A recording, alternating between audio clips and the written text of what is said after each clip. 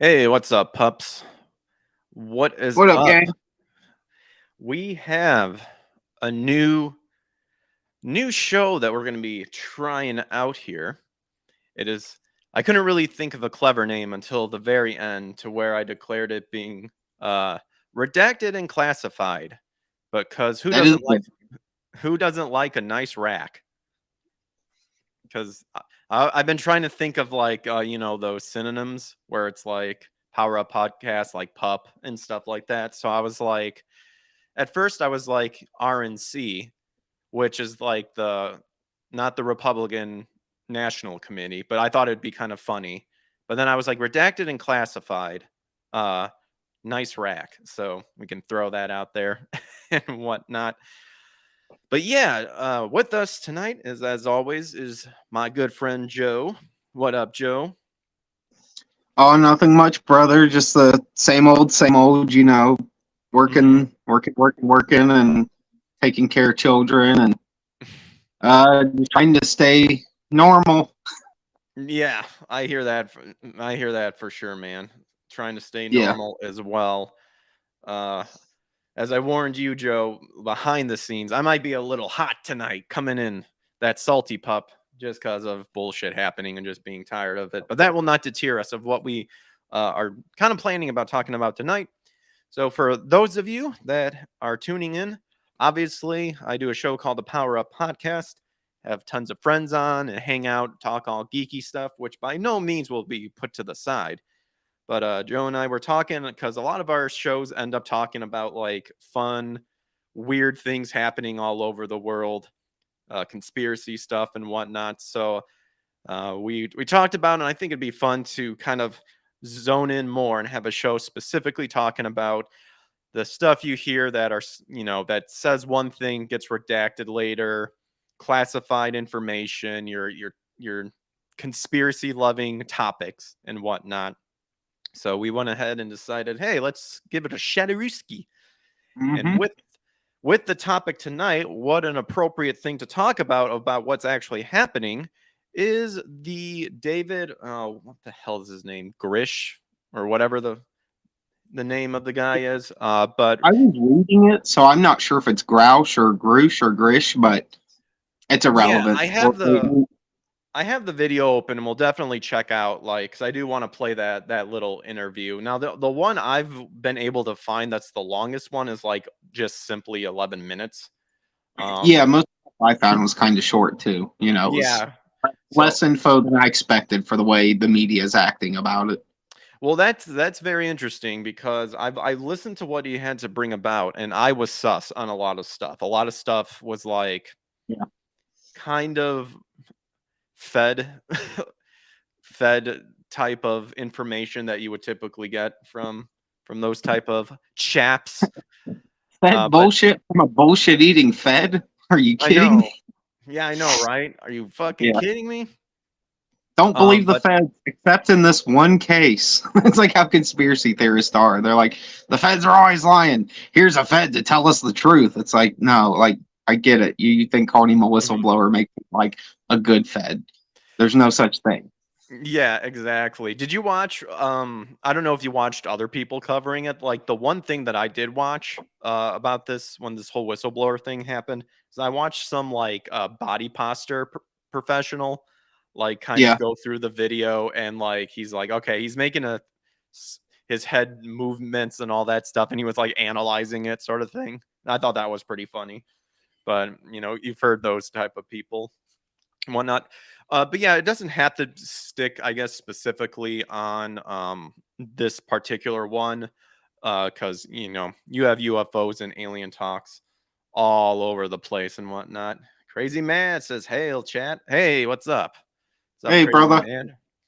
My Cincinnati home. I mean, he don't live in the dead heat of Cincinnati. I'm calling doxing, but he knows what's up. Well, He knows what's up. fist bumps through the air. Internet fist bumps for crazy mad. Yes, indeed. We got the Bengals, Yes. Cincinnati. I know nothing about it or sports in general, so You will. Trust me, you won't want to, but you will. okay. After being around me long enough, you'll be able to recite like the stats of every player on the team. Okay. You'll be calling Joe Burrow, yeah, your Cincinnati's Lord and Savior. Oh Like he'll have gosh. like kind of like G's, gods with a small G. You'll be like, well, Hmm. that guy's a savior. He's just not on a universal scale. It's more microcosm to one city. Yeah. Oh, brother. And that could even go into that other thing we were talking about, like another show, derailment. Have a list of topics ready to talk about, and then see how much we don't get to those topics, and just talk about But other we stuff. but we have to naturally get derailed, which is super easy. That's why it's such a good show idea because all it takes is for you to say like one little thing that sets my brain off in like 15 like Hmm. stories or other directions, and then like yeah, I'm like it takes me an hour of talking to realize I totally screwed the pooch on the show topic. So that's the best part about it. The realization you get to see our faces when we're like, oh shit, we got way off board there. Like the show's almost over. We didn't Oh even well. get to talking about. But that comes with the natural like flow of things. That's what I like. Yeah, yeah, That's it does. It's fun. everyone can just have a good talk and then just go all over the place and whatnot. Mhm. So for anybody who just joined us, we're going to be talking or at least watching the video here about the so-called military whistleblower claiming that the U.S. has UFO technology and has like alien bodies and all that stuff. I mean, we all know about Area 51 and whatnot. This is the one thing. Like when I watched this, when I watched this like segment, I immediately thought, why is it always with the US? Because I've heard of like UFOs and alien sightings happening all over the world, but it's always with like the US has the technology and stuff like Yeah, that. So that's like one of the things I always think is funny. It's like, wow, we're really special, almost to the point where it either isn't true or other worlds are smart enough to just be like, yeah, we're not going to say anything. We'll just declare that we figured out like this technology and stuff like that. Which, if you kind of go into like the cultural background of post flood from the Bible, and kind of learn about the cultures from different areas during that time, you'll learn that they actually were really fucking smart and intelligent and have done stuff that there's still to this day is kind of like, how did they do this sort of thing, like with ziggurats and pyramids and stuff being perfectly angled, being big enough to where, well, back then there's no way people can move them around and stuff like that. I am convinced that, I mean, we're talking about Nephilim during that time, and those Nephilim are gigantic mofos, and so moving uh angled stone or what have you and putting them into place and being tall enough to look down to put them there perfectly, and of course being hybrids of fallen angels and daughters of men, which just means women that were across the world. Pretty yeah. crazy. Uh-oh, Crazy Mad says, Joe Burrow I could kill 25 innocent people and I'd buy another of his jerseys. Do I have to ask who Joe Burrow is now? Who's Joe Burrow? Jesus Christ, Greg. Oh my Lord. Who is Joe? You're doing this on purpose to hurt me deep in the soul, aren't you? You're like, you I know know what? nothing He about can't do sports. anything about it because we're friends, but I'm gonna put a knife deep in his soul and just drag it for a minute, and then we'll go back to being buddies. He is the greatest quarterback that has ever lived. He is the Okay. man that came. He is the boy from Ohio that Mm, tried to stay in Ohio. He was a Buckeye. He was in Ohio State. They didn't see how great he was. We all knew how great he was. mm. The coaches didn't see it, so he left. He went to LSU. He decimated and dominated. He won national championships. He smoked cigars on the sideline. Did he kill He's people like what Crazy Man was talking about? on the field. Um, Oh, okay. On the field. not really, Okay. but He murdered basically people on the field with his he talent and amazement. he murdered their souls, and you can watch other teams' souls being sucked out of them when played Okay. by Joe Burrow. He's It's like the great. ghost of Stonewall Jackson from Anchorman 2, Yeah, just sucking the souls out of people during that epic battle. yeah. But Hey, everyone, he what's came up? back. He came back to Cincinnati. He got drafted by the Bengals, and he's been nothing but like a godsend for the city. Like literally, the difference between Cincinnati pre and after Joe Burrow's arrival is two different worlds. Everyone's so happy, dude. Like you would if you went to downtown Cincinnati, like people still think about like the late 90s and the early 2000s. Things was getting a little rough down there. Like the crime was starting to get out of hand, and we had for all intensive purposes BLM riots before it was hip. Like back in like 2002, they'd be like, "Oh, blacks are rioting down in Hamilton again. Should we go watch?" Like it was more like watching a tornado on the porch. But we that's an Ohio thing. We when the tornado sirens go off, we all go out on the porch instead of the basement, and we walk. I'm originally from Illinois, so I know what you're talking about. You know, Tornado. yeah, you know all of That old. The weather's supposed to be really bad. Oh, let's go out and check it out. Let's just see how bad it really is, sort of thing. sit in a rocking chair and smoke 6 cigarettes while we watch the whole Here you town go. get ripped apart. But yeah, Joe Burrow is our he has changed so much in such a short period of time. It's absolutely wild how much he's done, and we love him. Me and Crazy Mad, we love him. I mean, Joe Burrow could realistically, if we had video proof that he went out and just randomly killed 25 people for no reason, the people of Cincinnati and myself being one of them would just go, not my Joe Burrow. You're crazy. We wouldn't even acknowledge it for a minute. We'd be like, nope, he's a national hero. So fuck you. But yes, hi Edwin. I see you there as well. But I'll stop. See, derailment's happening already. No, I can't even see the name Joe Burrow on my little side screen of comments here without like getting excited and being like, oh, Joe Burrow, he's the coolest. Let's talk about him forever. It's all good. It's all good. So we have up here. I love him so much, Greg. I'm sorry. I just love him so much. He's the as long as coolest. he doesn't replace Jesus, that's fine. But Jesus is always going to be number one because no one can throw a touchdown like the Almighty Savior, the King of Kings, you know. But like Joe Burrow's like second place.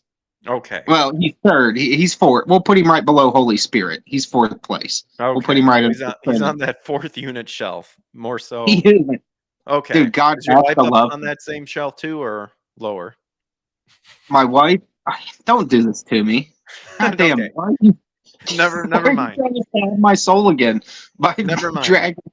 Now you're gonna get me in trouble because she's gonna hear this and she's gonna be like, "Oh, so I'm fifth to Joe Burrow," and I'll be like, "Honey, you have to get this. You go to every game with me." And she'll go, "You're right. He's pretty awesome. Let's move on with life." Yeah, don't worry. Don't worry. I understand. I'm sure she's a wonderful woman. So, of course, You'll get to meet her eventually. I'll probably bring her down to Houston at some point. So there you go. Yeah. So we have an awesome paused area with this whistleblower alleges secret UFO retrieval program. We got who cares who the am I gonna get copyright because of their stupid logo? But whatever, I don't give a shit. But yeah, let's hear what this guy has to say. So I kind of skipped a little bit of like the intro and stuff, like leading up. He is revealing these exclusive details about the secret government program. Yeah, I can hear it real good. We're going against the wind. The wind's 120 knots. Okay, I remember seeing that one. Do you remember seeing that one? That UFO? Like this sort of thing? I remember that one being a thing that got brought up. It kind of like didn't get a super attraction when it first came out, but... We have all seen these blurry videos of unidentified flying objects. Video evidence, if you will, that old tales of UFOs may not all be conspiracy theories. In recent years, Congress starting an official U.S. government Unidentified Aerial Phenomena Task Force, recently renamed the All-Domain Anomaly Resolution Office, or AARO.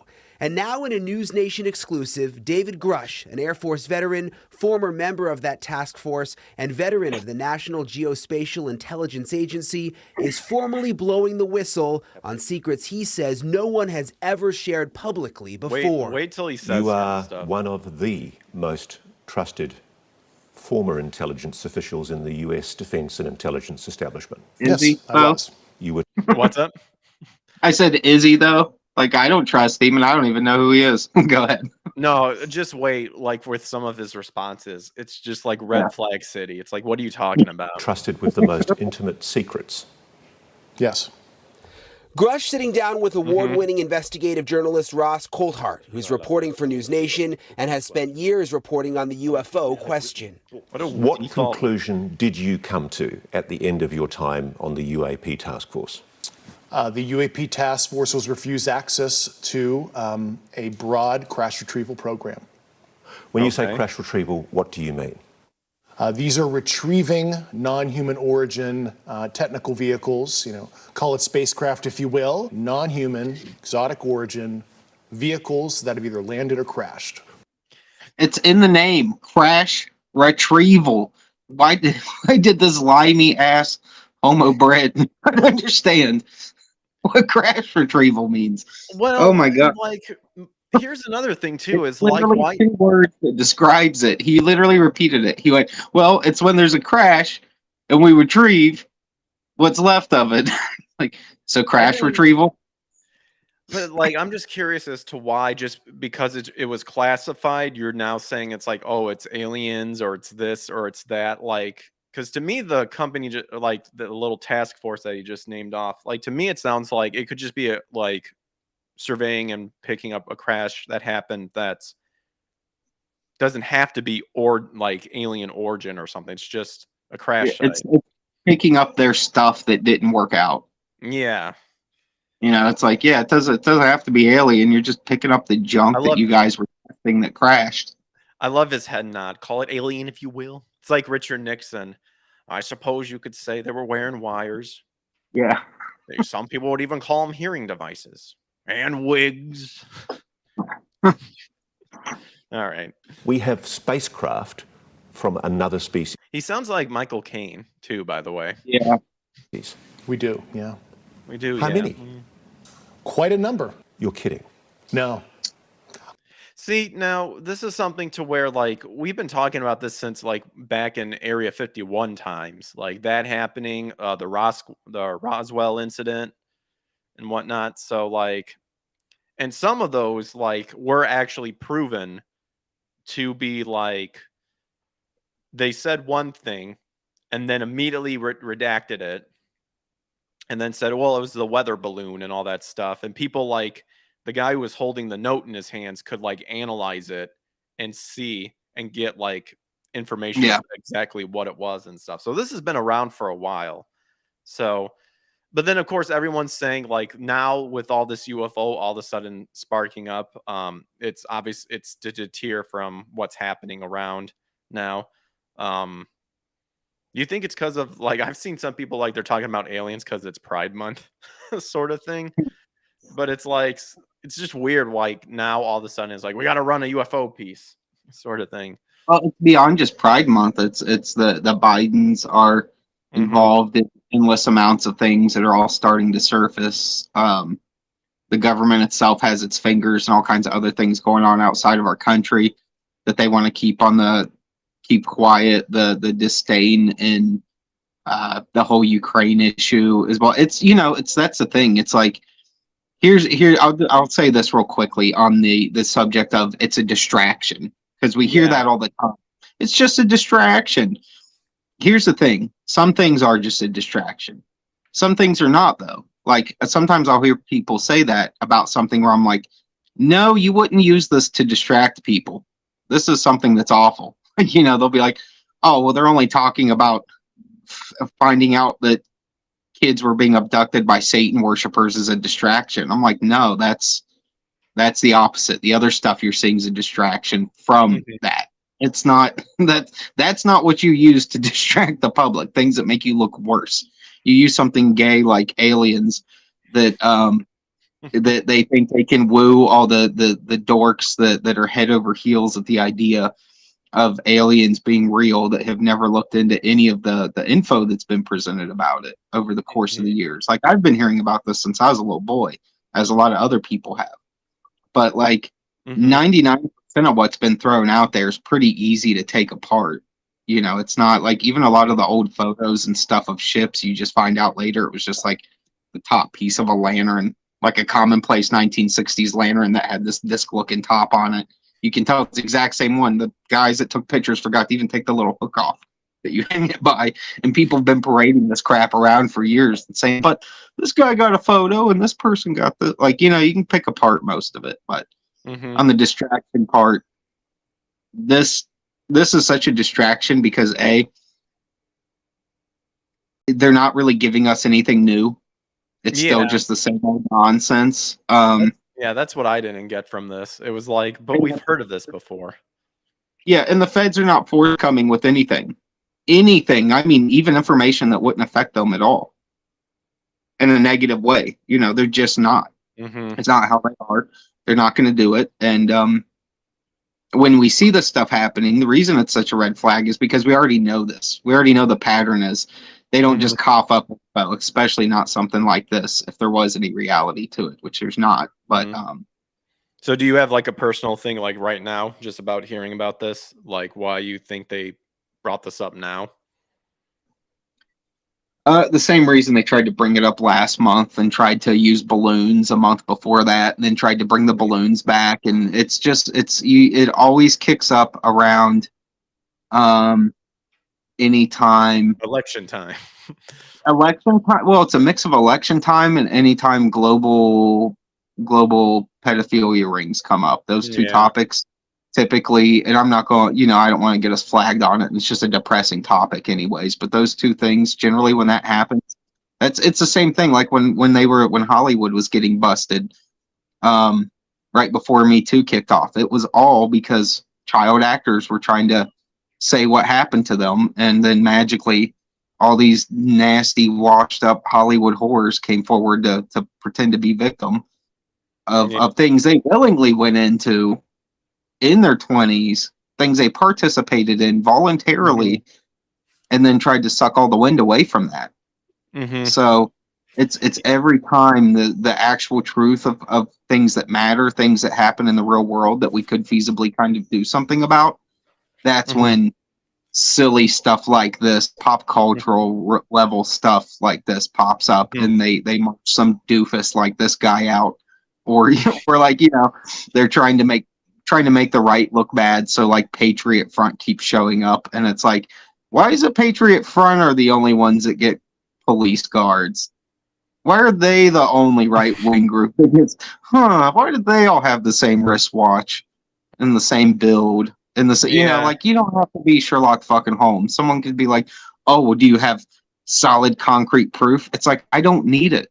Like, if you can't look at certain situations as a rational human and realize how stupid they are and how irrational it is to believe some of it, there's nothing I can do for you. You're a lost member of society already. And you brought up a good point too about, you know, unfortunately the perversion of taking advantage of children and, you know, that sort of thing, the old P word. Because a lot of that also traces back to biblical times as well. And a lot of that told us time. Yep, and it has to do with child sacrificing, blood consumption, and stuff like that.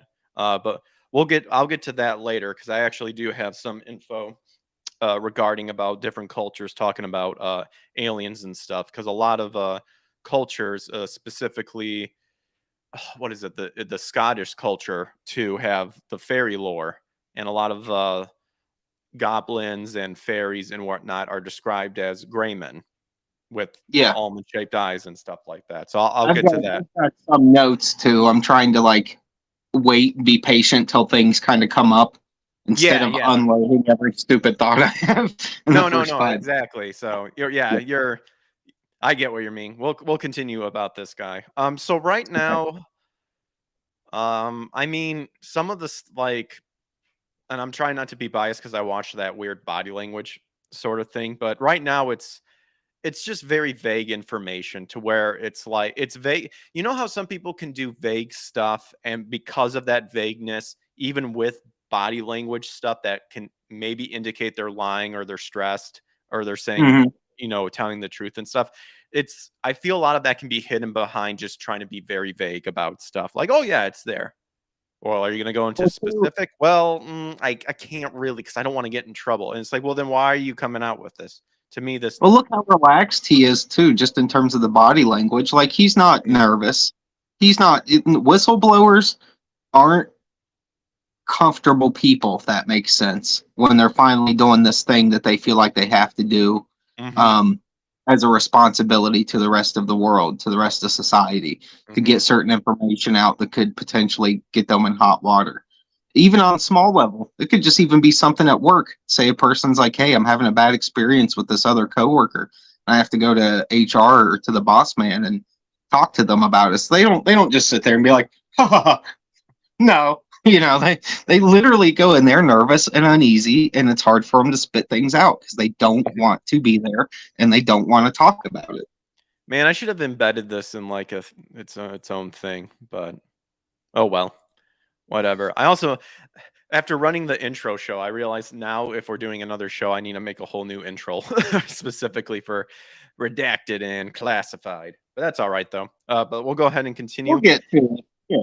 David, please let us know more information that you're willing to share with the world. I thought it was totally nuts, and I thought at first I was being deceived. It was a ruse. People started confiding in me. They approached me. I have plenty of current and former senior intelligence officers that came to me, many of which I knew almost my whole career, that confided in me. They were a part of a program. They named the program. I've never heard of it. All right, so that right there was a big red flag for me. If you're a whistleblower, I feel like you need to be a part of like going down that rabbit hole to like find sort of stuff. One of the all he said was like, oh yeah, I just had people come up to me and say the name. It's like, okay, well, what else? Why?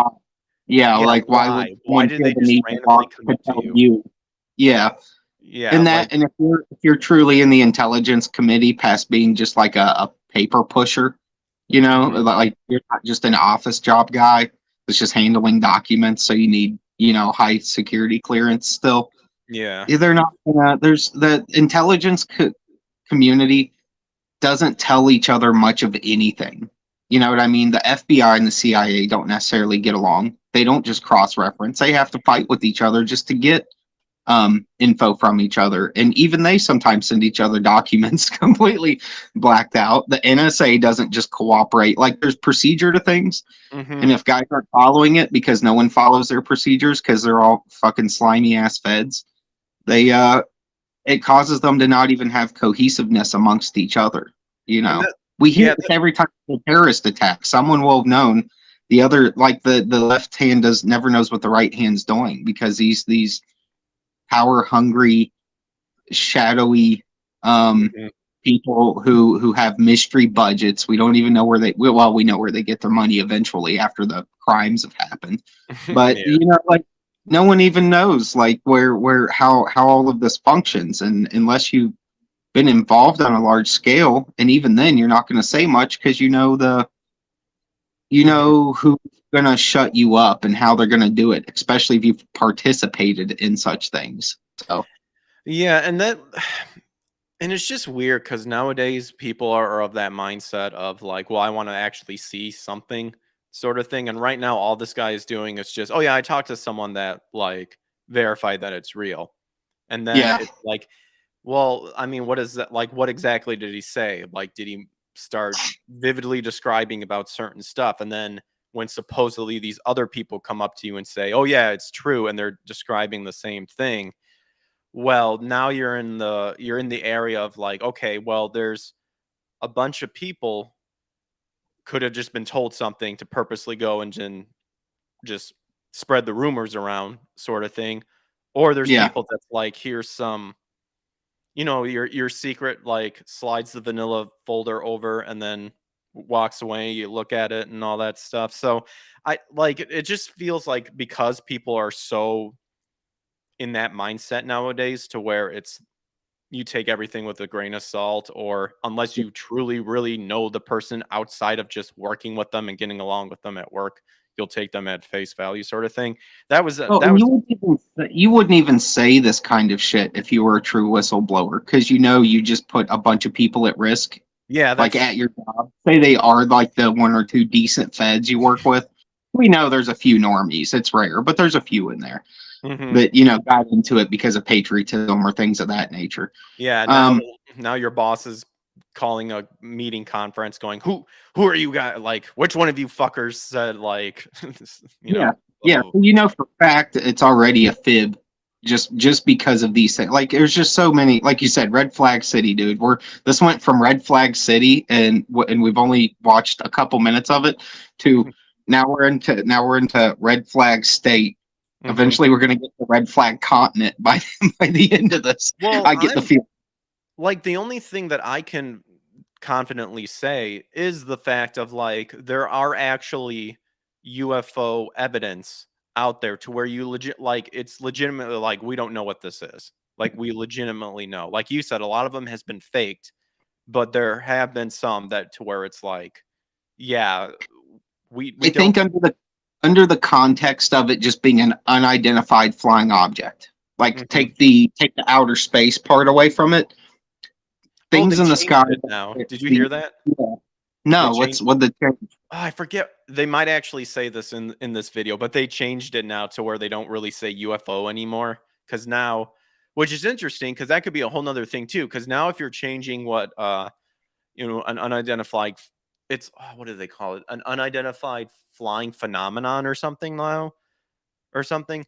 Well, that's kind of fair though, because military wise and things like that, you've always, say you see something in the sky, even if you know it's a plane, but you don't know if it's an enemy plane or whatever, they would still use that reference. Like it Edwin, that's Edwin what got it came from. Yeah. Edwin got it right. A UAP, an unidentifying aerial phenomenon, I think is what it stands for. Yeah, that's actually a more appropriate term. I don't really have beef with that. So I don't so much have beef with it. I just think by now changing it to that way, when you throw the UFO version out, now a lot of people are going to be like, do that what UFO? Because now we're thinking, because it's been established so long that UFO means unidentified flying object. But But right now, what are you saying? To me, there's really nothing new.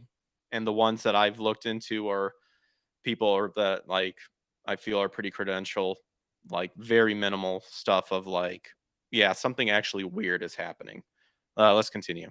And they told me, based on their oral testimony, and they provided testimony. No, I don't think he says that there's any other testimony besides oral. But who doesn't love oral? Oral's a hilarious word. Do I have like an appropriate video that I could cut away to? Let's see. You could cut to like a face commercial. No, let's see. Oral-B for your health. We promise the fluoride in this won't rot your brain. Psych! It's an industrial product. I mean, he's talking a lot about oral. I mean, and this guy must be a fag.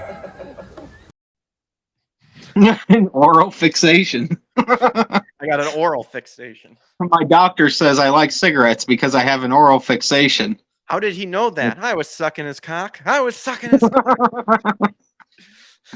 Oh, no. Not gay. I'm a deeply closeted gay man. Yeah. No. I'm out of all the people that are passing, why did it have to be Norm? Like, take these like furry weirdos or something. Yeah, take every furry on planet Earth, please. Yeah. All right. Anyway, ignoring the oral. Documents and other proof. Okay.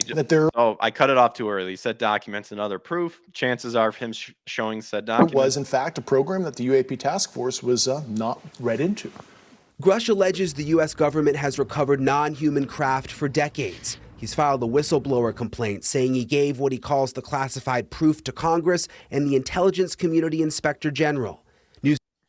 I'm sorry. I just love the stock walking photos of the person that's being walking interviewed. Like a freaking dumb in his khakis. It's like, okay, we need some filler footage. Can you just walk from here to here? That's just a side thing. But I always just love that.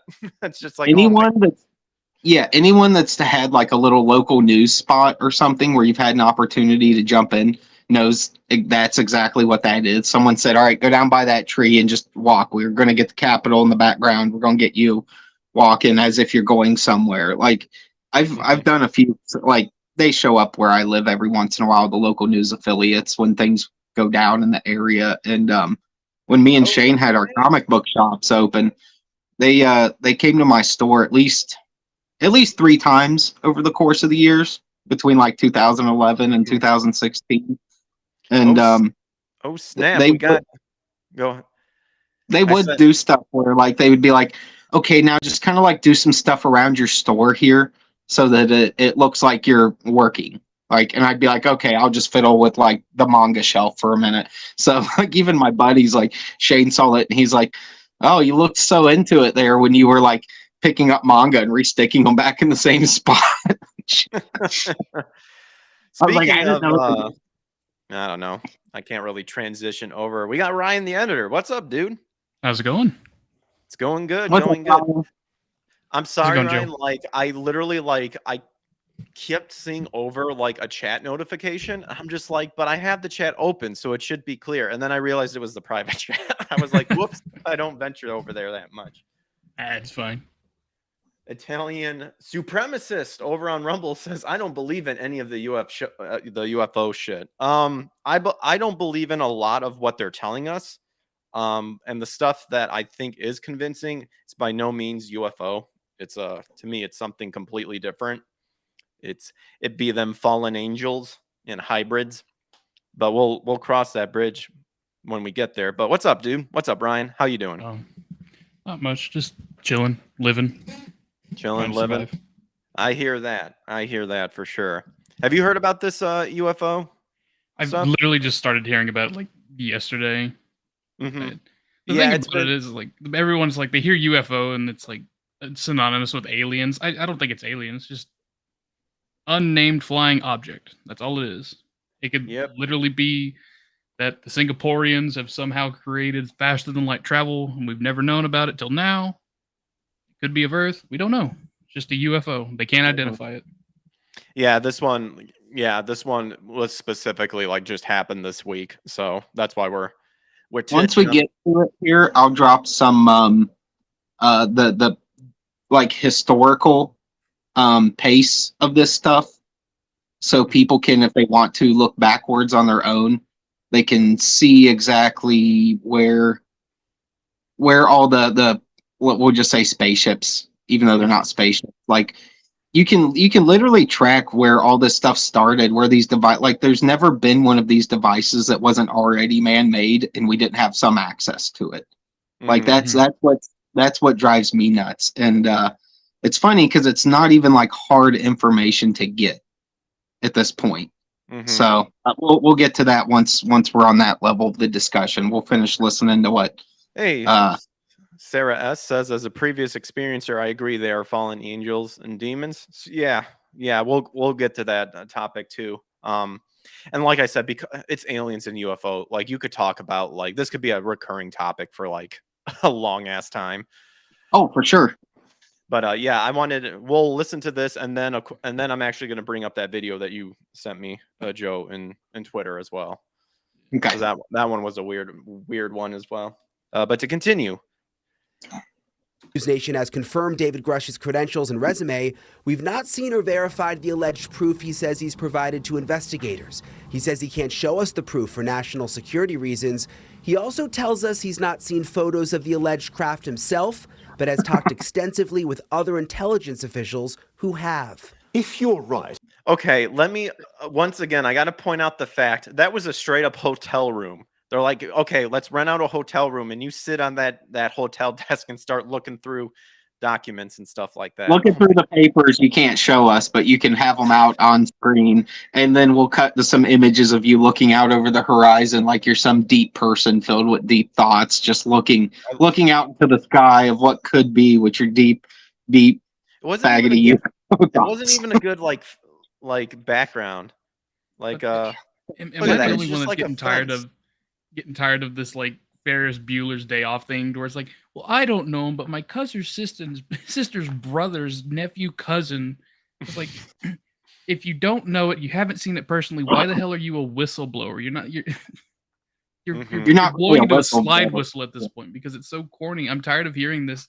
I'm 5 steps removed from actually knowing any of this, So why are you even talking about any of it? If you're a whistleblower and you have no concrete evidence, why don't you have a photo of anything?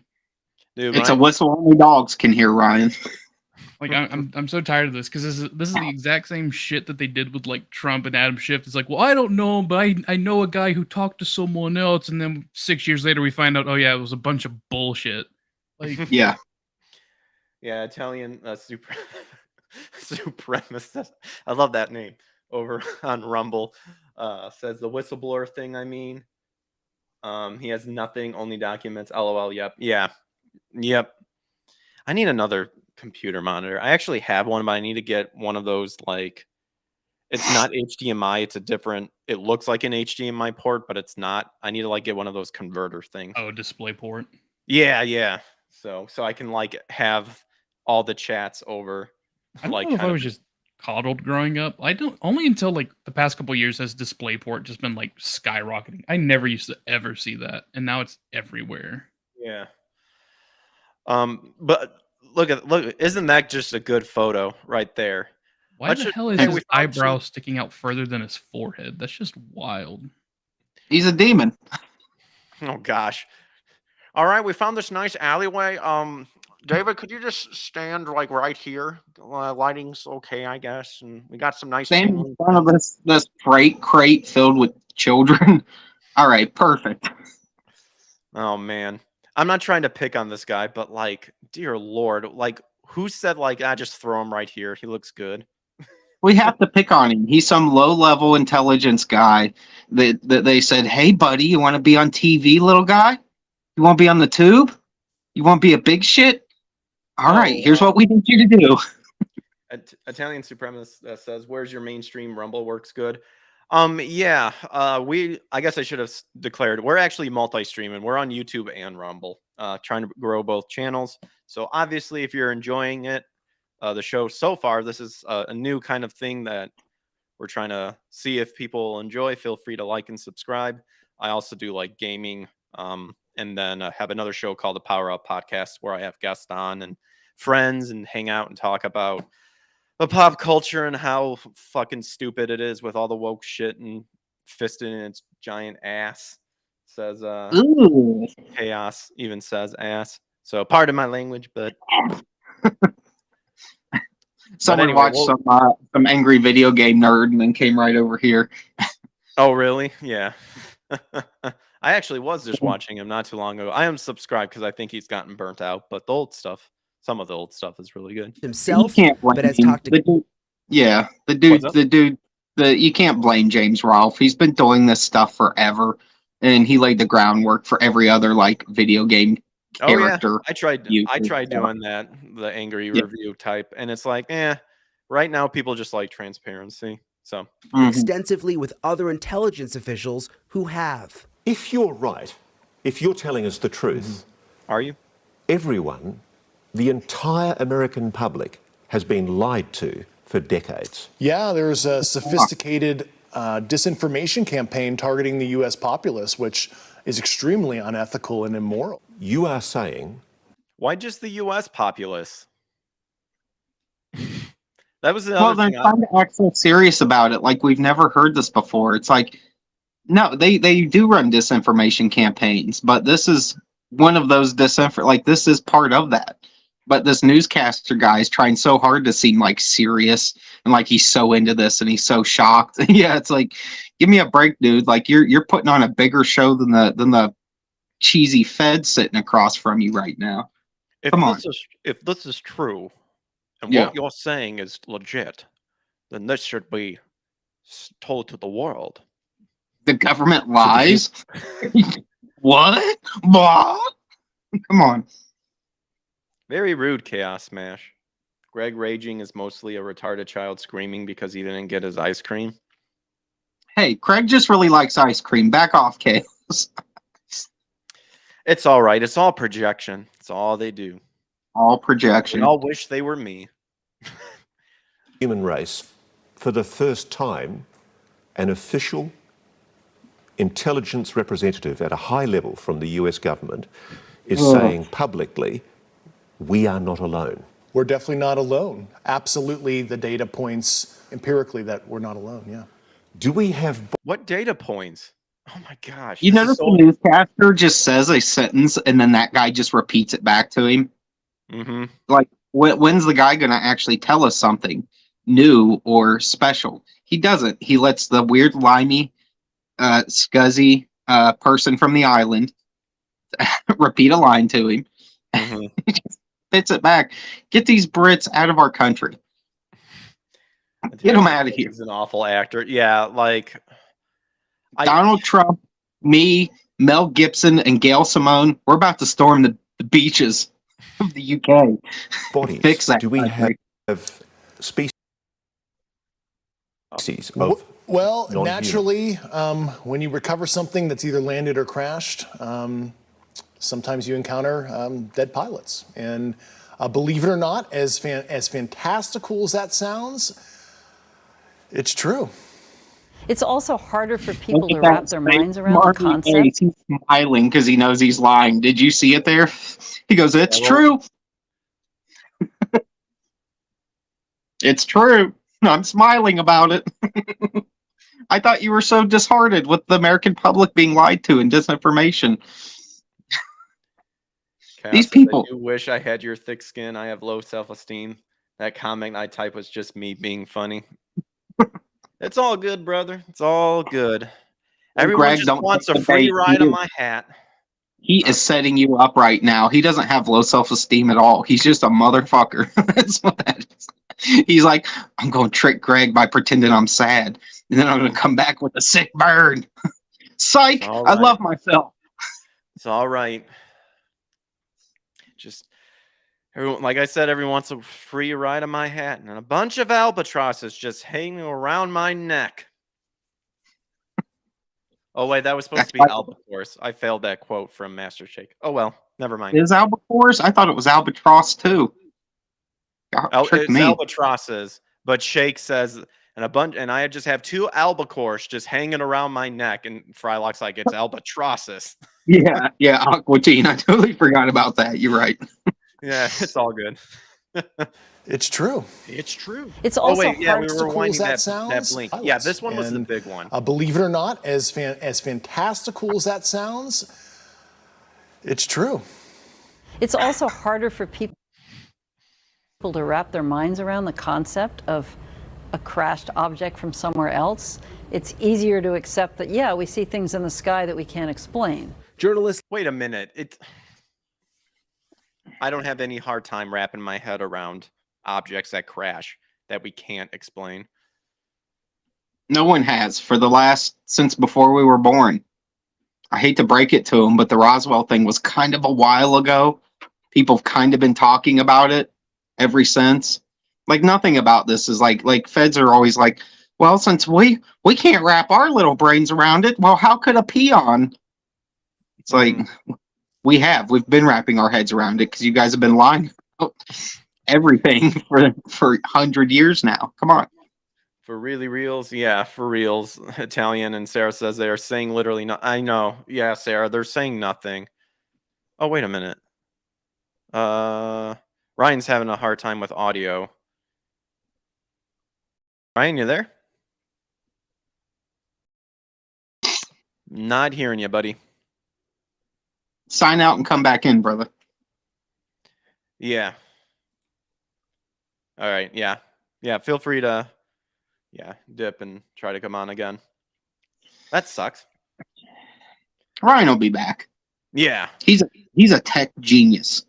Indeed. Oh, also, by the way, I guess Melon got bought out by Stream Elements or Streamlabs. So, Really? yeah, I noticed. I just one day was getting stuff set up, and then it was like, it's not Melon anymore. Which, ugh. All right, Ryan. Can you hear me? Yeah. Yeah. Okay. Yeah, my USB hub has been on the fritz, and it disconnected. And I guess it didn't reconnect properly. Oh, what a dick. Okay, I got a new one going up tomorrow. So. Okay. Verbally barrage that machine, put it in its place, and kill its self-esteem like Greg killed Chaos's. But I guess since y'all didn't hear it earlier, it's a few things that are hilarious. That one, it's a threat to national security. If it's true that aliens, this is like extraterrestrial aliens, this isn't just a threat to America. This is a threat to the entire fucking world. Like, this is something that probably needs to be blown out of the water a lot sooner. And it's like, oh, well, the mass hysteria. And it's like, come on. What has, it's like, if it's such a threat, you guys sure aren't acting like it is. You know? Yeah. And then I find it hilarious. And it's like, it's totally true. And it's like, yeah, and you're not looking this dude in the eye 99% of the time. Like, you're like, body language experts have said over and over that the one way you can tell someone is being truthful is how much they make eye contact with whoever they're talking to. It's how much they truly believe they're saying. And this dude is closing his eyes for long periods of time. He's shaking his head constantly to try and just truly convince us that what he's saying is true, guys. It's true. How many times do I have to say true to make you believe I'm saying is right? He doesn't even have like a sense of urgency. Yeah. Like, I'm not, you know, I have more of a sense of urgency right now just being mad about it than this guy does about pretending it's real. And so it's wild to sit here and be like, yeah, it's totally true. And it's like, oh, well, and we come across pilots. And it's like, and you would think that if we found actual aliens, that there wouldn't be someone who would have blown that out immediately. Yeah. Yeah, I don't get it. Like I said, I think I definitely think there's like hybrids and fallen angels out there, but the alien stuff, like with the government, again, it's exactly what you're saying, Ryan. Like, a lot of this stuff would have been blown out of proportion if it was indeed true, because then it would be like a world threat. But didn't Stephen Hawking say like we actually shouldn't be trying to reach intelligent life because because then we'll have a galactic sort of battle? But I kind of have my own theory about that sort of stuff with the end times and whatnot. Yeah, well, one thing we should worry about is we shouldn't be trying to contact extraterrestrial species that have that capability of like space flight, because it proves that their technology is way faster than us. Like, our best weapons possible, we don't even know if it could do anything against them. Like, well, a lot of we have nuclear bombs. Yeah, cool. We created FTL drives. We literally have harnessed quantum tunneling through space and time. What do you think it's going to do to us? Yeah, and a lot of the people who just claim to have seen UFOs and stuff like that, like whatever it is, like the technology or whatever, they phase in and out. And in the Bible, we see Jesus do that. He appears to his disciples in the locked room and stuff. And we're talking like someone's talking to someone, they turn around and they turn back, and Jesus is like right there into that sort of stuff. And so, like, fallen angels can do this. I'm not exactly sure if the hybrids could do it, but yeah, it's definitely like weird in that sense of it defies what can be done. But then when you think about it in different dimensions, because now science has said we can have up to 10. There's actually up to 10 different dimensions, which I believe a rabbi, I forgot, Nachmanides, I believe, was a Jewish rabbi who found that the Bible says that there's 10 dimensions there, and he discovered that long ago just by reading the scripture. And science, now is starting to say, oh, there's all these dimensions and stuff like that. So, well, technically, if you are a Christian, you have to believe that there's a dimension where those being roam, and where they have more accessibility than they do here. And outside of whatever their like job would be, because there's different heavenly creatures with different purposes and different jobs and different things they're supposed to maintain. So their level of what they do directly on Earth or directly to humans, in some cases, is extremely direct, and in some cases, it's never going to happen at all. It's someone above them, just rank wise, not power wise, but rank wise. Yeah. Passing down the order or instructing them to go do what's what. And the only thing outside of that's the fallen, which are just stuck here or trapped here in different capacities. In fact, I really wouldn't be surprised if the three fallen that were trapped in the Euphrates have gotten out, because ever since the Euphrates has started drying up, which was the sign that they would be released. things have gotten, like you can literally time it from the first day that river started to dry. Just things went into pure chaos. There was actually a dam in Iraq where the Euphrates runs through, and you used to be able to find this. It's all been scrubbed from YouTube now. I'd have to really dig to try to find it again. I think a fellow wrote a book about it where he kept record of it. But multiple armed forces, we took that dam during the Iraq War. It was sort of abandoned already. It wasn't like a firefight to get it. It kept just kind of like barely functioning, but it's because nobody would work there. Nobody wanted to be there. And even the locals said no one wants to work there because there's monsters that live in the water. That was like the best they could do it, transcribing what these people are trying to say or translating.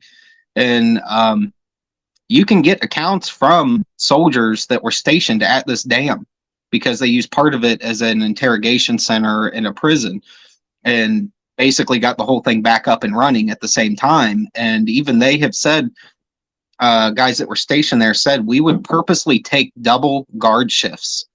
So you're talking 2 12-hour shifts on purpose, just catch like, 30-minute nap in between, and put up with that in order to stay on the outside of the building, in order to stay on the outside of the dam as a guard. Because once you were inside, weirdness went down. And they all hated it. They all were scared of it. They were all nerve-wracked by it. It was hard to even keep people there because guys would put in requests constantly to be stationed basically anywhere else. Like, put me back in the firefight. Take me out of the green zone and put me back into the war. I would rather have enemy combatants trying to kill me every day than I would being stuck at that fucking dam again, because there's something wrong there. And it just happens to be a place where the Bible says there's 3 super powerful fallen angels that have been trapped in that. God cursed them to be trapped in that, below that river. So that's crazy. Where's that from? Like, which the what one biblically? Biblically. I'd have to double check again, but I can look. I don't know verse in scripture, but yeah, there's it talks about the places where some of them were trapped, even as Azazel was put in this portion of the desert over in Mesopotamia where he was trapped, and there's a giant rock that it says God put over top of him, and locals to this day tie a goat up to a post right beside that rock for basically just paying tribute, and that goat's gone every single day, no matter if you film it, you stay there, it's just there and it's gone.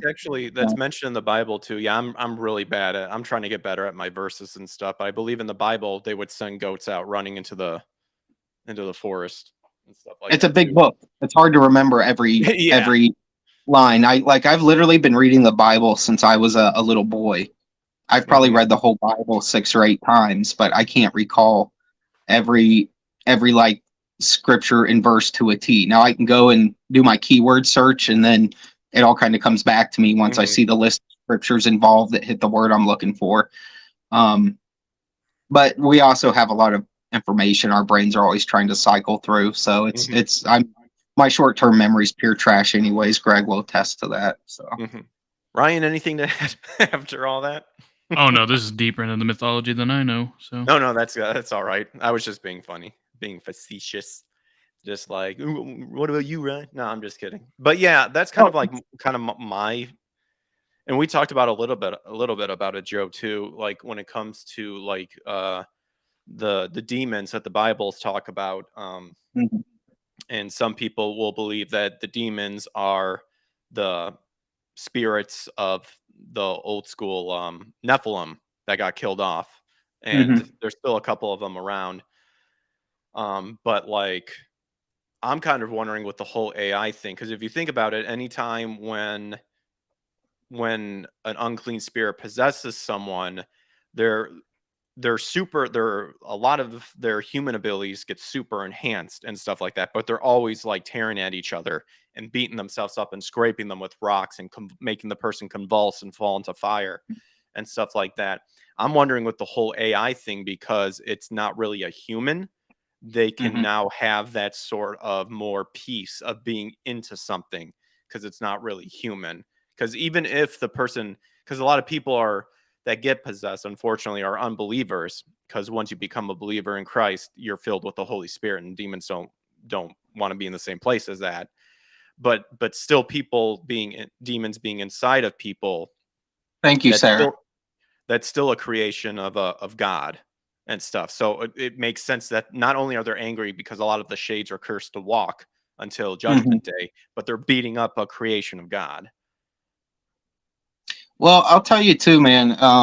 And this is just for like people that maybe haven't stumbled across the biblical aspect, but just different guys that have worked for the government over the years. There was a documentary they filmed. It wasn't even really a documentary. I'd say it's more like just extended interviews with a couple of the fellas that had, you know, all the legit proof that they worked on not the Manhattan experiment. What was it? Yeah, I'll check it out, Italian. Fuck, I can't remember what it's called now, but it was the one where they took a bunch of Navy ships out into the sea and ran experiments on they would call it stuff like time, basically trying to split time and space and just see what would happen. And they were doing it with these massive magnets and all this stuff. Well, there's this grand story involved in it. And what's very strange about it is there are guys that worked on this. They can tell you all the technical aspect, because that's really what they were there for. They can tell you all these fine details about the experiment, about everything that went wrong. You know, all the ships disappeared and came back, but people were like fused into the metal of it, and it was a horrible experiment. And some people got tossed through different time period, like blah, blah, blah, blah, blah. And these guys also said that they worked with aliens to develop this technology, and that they would make fake alien bodies that look more like the Greys, like we're used to seeing the pop culture aliens, and that that they could use those bodies as like a surrogate. They didn't say for what, you know, but you could kind of get clued into what they were saying. Here's the worst part: these guys were all working at a island, at the Montague Island, notorious island up on the East Coast, up near New York. Might be in New York actually, and these poor dudes went back to the location because it's abandoned now. And if you get some level of clearance, you can just go in and kind of look around. The whole place, the inside of it, it's like watching people that had memories put into their head, and then they walk into a place and all of a sudden that is cracked and the real truth of the matter floods their minds. Somehow there are people that have extremely detailed memories that they agree with each other on of these things happening, and they're realizing something's not true here. Something's not accurate once they go back to the locations, and whoever fucked with their brain or scrambled their brains, it finally starts to crack. And these dudes were walking around Island Montague, or the center in Montague where all this stuff started, where Project Paperclip started, where a bunch of the Nazis were sent that were more into like screwing with people's brains, and those experiments happened, the MK Ultra experiments. And the whole place is painted like psychedelic and weird and trippy in different rooms. And it was occurring to these guys that we didn't do any of this. Like once they were back on location, like something happened to our brains. We did not experience these clear memories we have. And it's sad because you're seeing guys that know for a fact they were drugged into a government facility now, and someone just screwed with their brain and either implanted memories or did something to make them think that these things occurred. And it puts so much into question, because now they know, like, yeah, these ships probably didn't, like, there was probably no machines built to split time and space. There was probably no literal alien creatures that we talked to. There was probably, like, it's just sad because some of these people, even the goddamn cat, swear to God, I fucking hate you. Get. Oh my gosh. Dude, they land on their feet. I fucking hate animals. I swear to God, they're the most obnoxious things on planet Earth. God, I know you created the animals, and I know some of them are really tasty, but please strike every one of them down. I don't care if they're cute. If they're not a cow, a chicken, pig, strike them down. Gosh. Right now. No, I just hate them. I just loved how you just farm handling that cat just. Rah. You just get them by their guff, you know. You don't gotta. I know. I just thought it was so funny. Just gosh. Dude, that cat gets.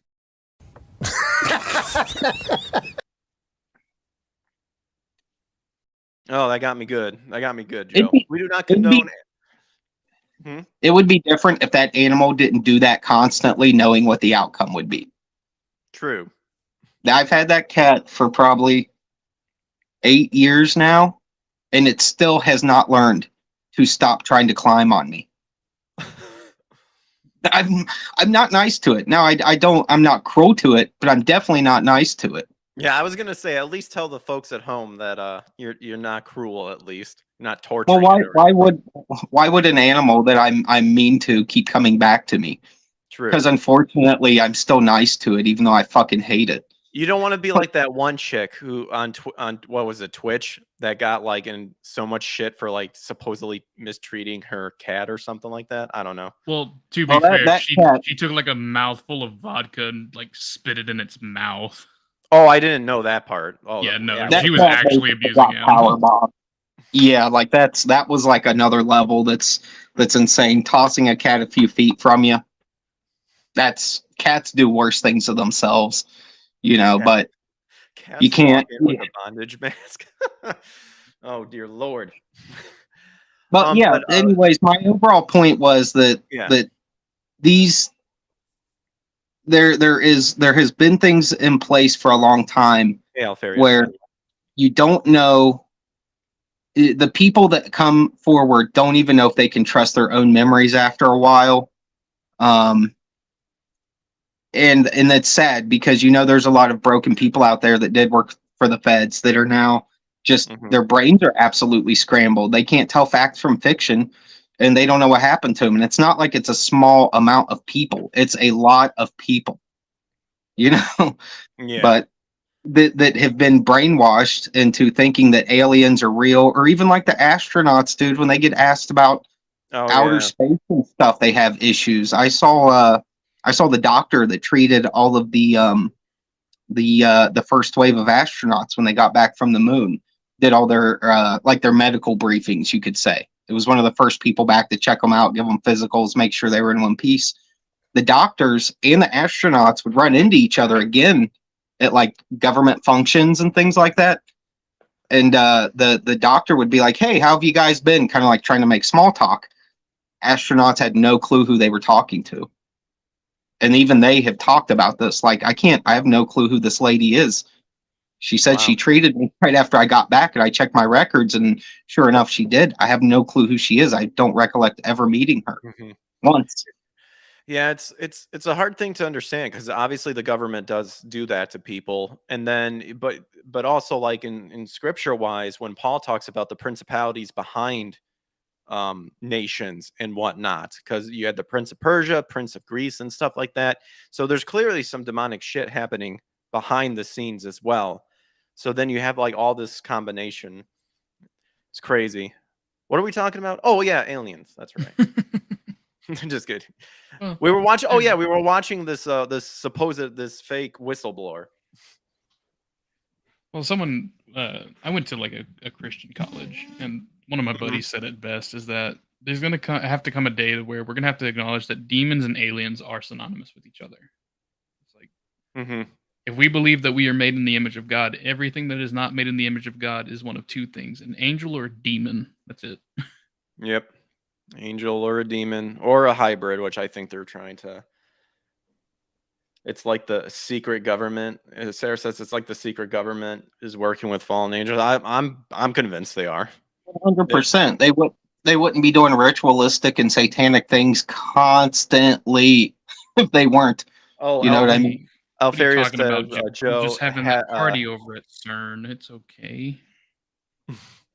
Joe says Haditha is where the dam is. Okay, thank you, Omegon, my homie. I appreciate it. Sarah and Omegon both. Like, you guys are, you know what I'm talking about enough to drop the words I'm looking for, and I appreciate it, guys. I really do. It's all good. That's what we're. Would either of you like a cat? I've got one. You can have it. Oh, nice little puss. I'll put it in a box and ship it to you. Oof. Oh my goodness. That's all right. Just poke holes in it. Anywho, let's get back to Fed Boy. Yeah. Leslie Kane broke Grusch's whistleblower story this morning in the debrief. Miss Kane's career has been mainstream and credible, having written a series of reports on UFOs. I actually, when I found this, it was on that site, the debrief. So there may be more stuff on that, but we'll just watch this video. The New York Times dating back to 2017. Move to what you showed. He has the credentials, but there's no documents that he's handed over. There's no pictures. And as a journalist, you want to see documents. You want to see pictures. Does that raise a red flag? Not at all, Brian. I mean, you mean documents that actually describe the craft? Correct. Yeah, like government documents, or to be able to see it for ourselves. Of what course, other documents would we want? And the problem with that is all of that information is classified. You know, as we said in the story, everything that Grusch told Congress and told the Inspector General of both the IC, the Intelligence Community Inspector General, and the Department of Defense Inspector General, all of that information is classified. In 2017, Kane reported exclusively in the New York Times that the Pentagon had a secret UFO program. 3 years later, well, anything the New York Times says is completely disregarded. The Pentagon confirmed her story. Her latest report is even more explosive, but Kane says she has multiple sources who back up Grusch's story. Oh man, you had a good segue. I believe it because of all the sources I have who have told me the same thing. Than, you know, my so diarrhea, who am I to doubt these very, very high-level people who have been inside these programs for decades, have done their work, and are all telling me the same thing? I mean, I don't think there's some kind of conspiracy among all these people who don't know each other to make something like this up. So I've got to be blunt about this. You're not making this up. This is not a lie. No, absolutely not. No. Because so everybody watching this I want to watch that is dumbfounded look. Yeah. Because everybody watching... No, absolutely not. Because everybody it was like he forgot. Right, he's like, oh yeah, is like we're not supposed at to have your that face. Like They're going, is this guy for real? I am for real. And I'm sitting here at great personal risk and obvious professional risk by talking to you today. So no, you're not. In the last 10 minutes or so, the Pentagon has released a statement. Let's see. Is that all he is? Oh, it's just the Pentagon's response. Probably just straight up denying it. Welcomes the opportunity to speak with any former or current government employee. Warren Arrow welcomes the opportunity. They have information relevant. He's been on the record under oath, testifying to many of these things that he said in our report tonight. No. Right, and it's important to point out. I mean, he was under oath. He can't be lying now. That's going to be a statement from the Pentagon. Way to God. Cross my heart, hope to die. Yeah, that's permanent damnation if you're lying. That this top secret program is keeping it a secret from Arrow. Yeah, exactly. And if Grusch is, what he's saying is true, you know, the spokespeople, all of those folks at that level wouldn't even know this was going on anyway. All right, I got to ask you, you know, he has a compelling story to tell. Just say it, man. Very little of it seems like firsthand knowledge. Isn't he just repeating what somebody else has told him or somebody else has showed him? Yes, that is what he's doing, but he says he's talked to a number of people who are in very, very high-level positions. He also had basically the highest level of classified material information that he was able to receive. We went back and checked over, you know, his history, all of his credentials, check out completely. Unfortunately, there's in addition, a couple people have come forward publicly to vouch for him, people who are high-ranking. They have. Wait, and this article first came out this morning, and I think it's interesting that there hasn't been any sort of effort to discredit what he has said either from the Defense Department. So interesting. So what happens, you know, and have we had any reaction, by the way, from members of Congress? What else is there to say? NASA's hearing just about a week ago on UFOs or UAPs. House on this. When we've been hearing, oh my gosh, if you knew what I knew about UFOs. Yeah. So there's always been this intrigue. There has, and think about it, Elizabeth, if you go back 15 or 20 years, if we now it's gotten to the level of where it is somewhat accepted because the government has come forward to a certain extent and acknowledged that there are these videos that exist. The Navy has released the video, of course, what okay, so they're just saying some videos. Well, here's the catch. You know how they keep showing these videos of like a few glowy orbs in the sky flying in formation or things like that? There's a company that makes the technology for that kind of stuff. And when I say the technology, it's not like ships or stuff like that. It's It's like low level holograms kind of, and they've even figured out how to emanate sound from the holograms. They're a government contracted company, but they worked with another company that was like a third party subcontractor over in Japan. And the Japanese actually figured out how to get the sound to come out from the hologram so that the waves would emanate a noise too. Nothing super detailed, but it could put out like hums, like loud hums and sounds like that could give you the thought that you were hearing an engine or something happening. These guys, and there's video proof of it. You can look it up. And here's what happened. The Japanese company that was doing it did a interview with their news, not realizing this tech was being developed through multiple organizations, and they were just like a piece of that puzzle. Mm-hmm. So they kind of spilled the beans live on air, but no one really knew about it here because this was just like affiliate news in Japan. But they showed and demonstrated, as did the guy that was at the US company that was developing it, that they can literally put those dots in the sky. Very easy. It's nothing. Like they've been able to do that for a while. And they would test it and just to see if like other parts of our military would call up jets, like just to see if it was working. Like, will people bug out enough to actually get jets in the sky? And sure enough, they did. So like anytime I just see a couple glowing dots zipping around the sky in formation, it means little to nothing to me, because we already know that that's extremely easy to do. And you don't need drones.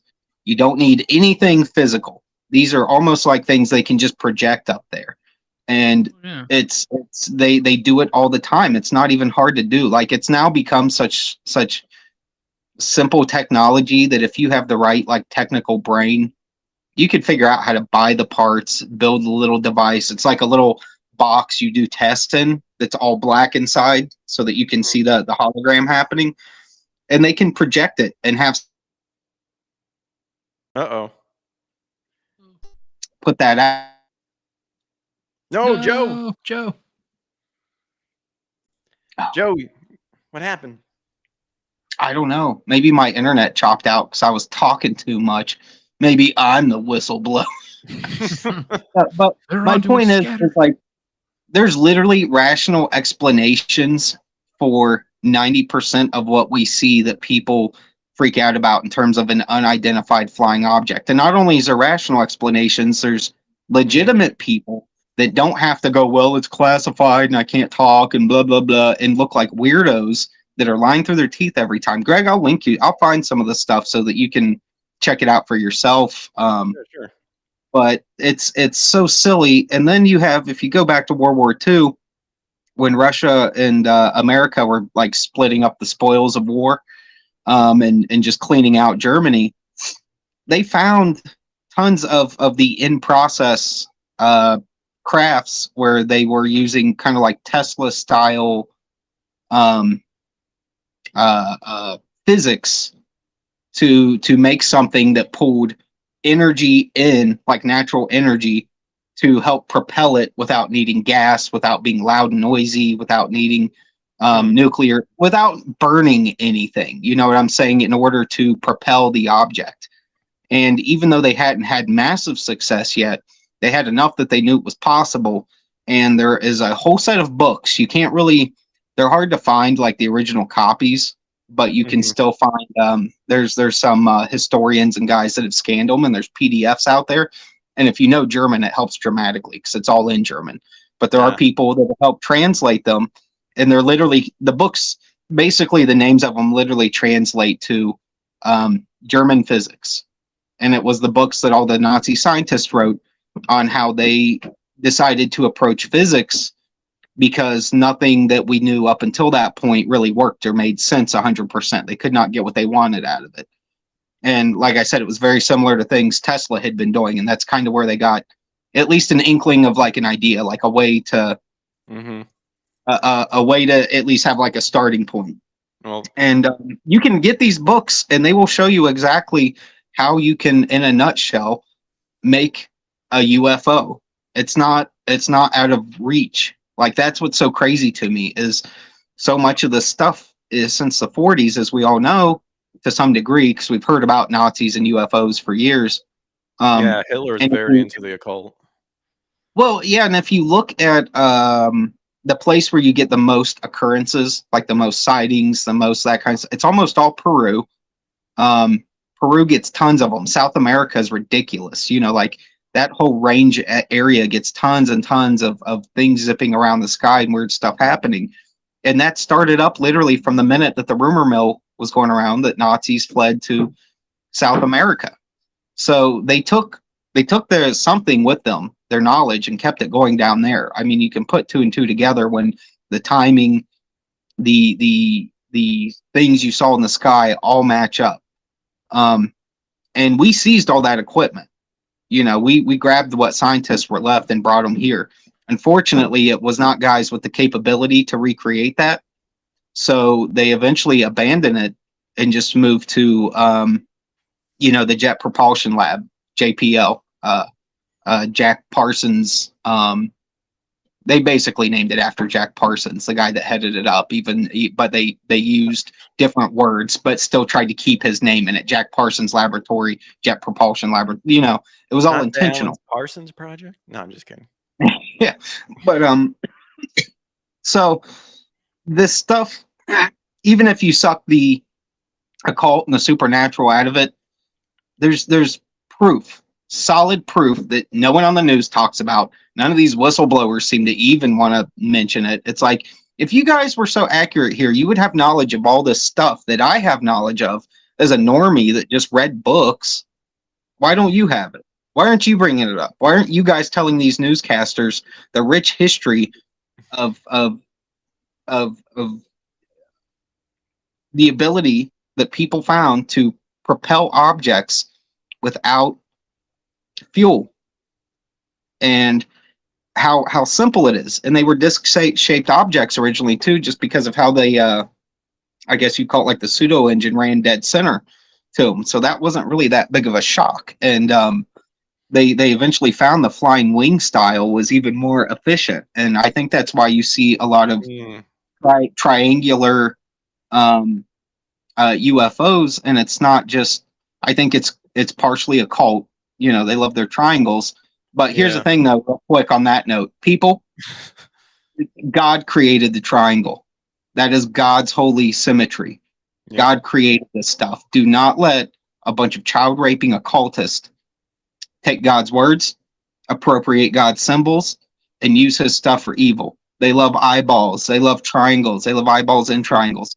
God created this amazing thing inside of our skull. Satan didn't.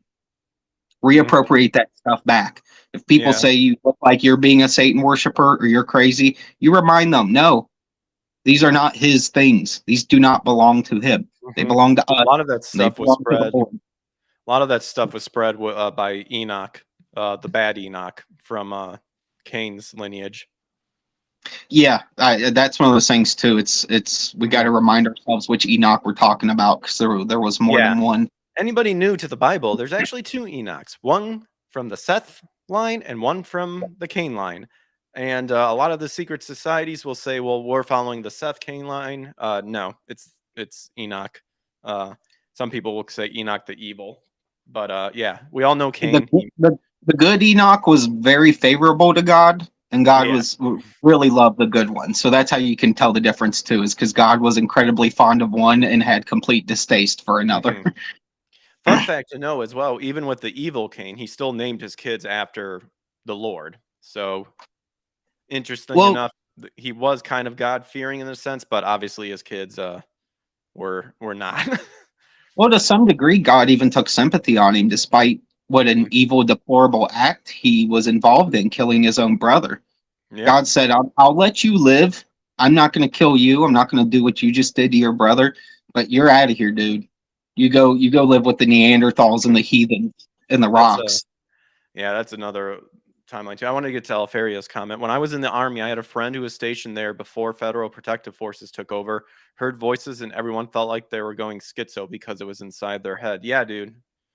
At that man, that's literally almost to a T the type of stories people had.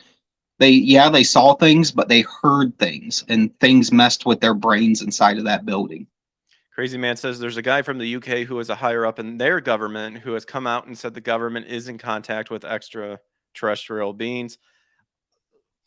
Like I said, man, like the Bible talked about, there was definitely a evil power behind the Prince of Persia, Prince of Greece. This is actually Michael coming, if I remember correctly, to Daniel, I believe, or was it Ezekiel?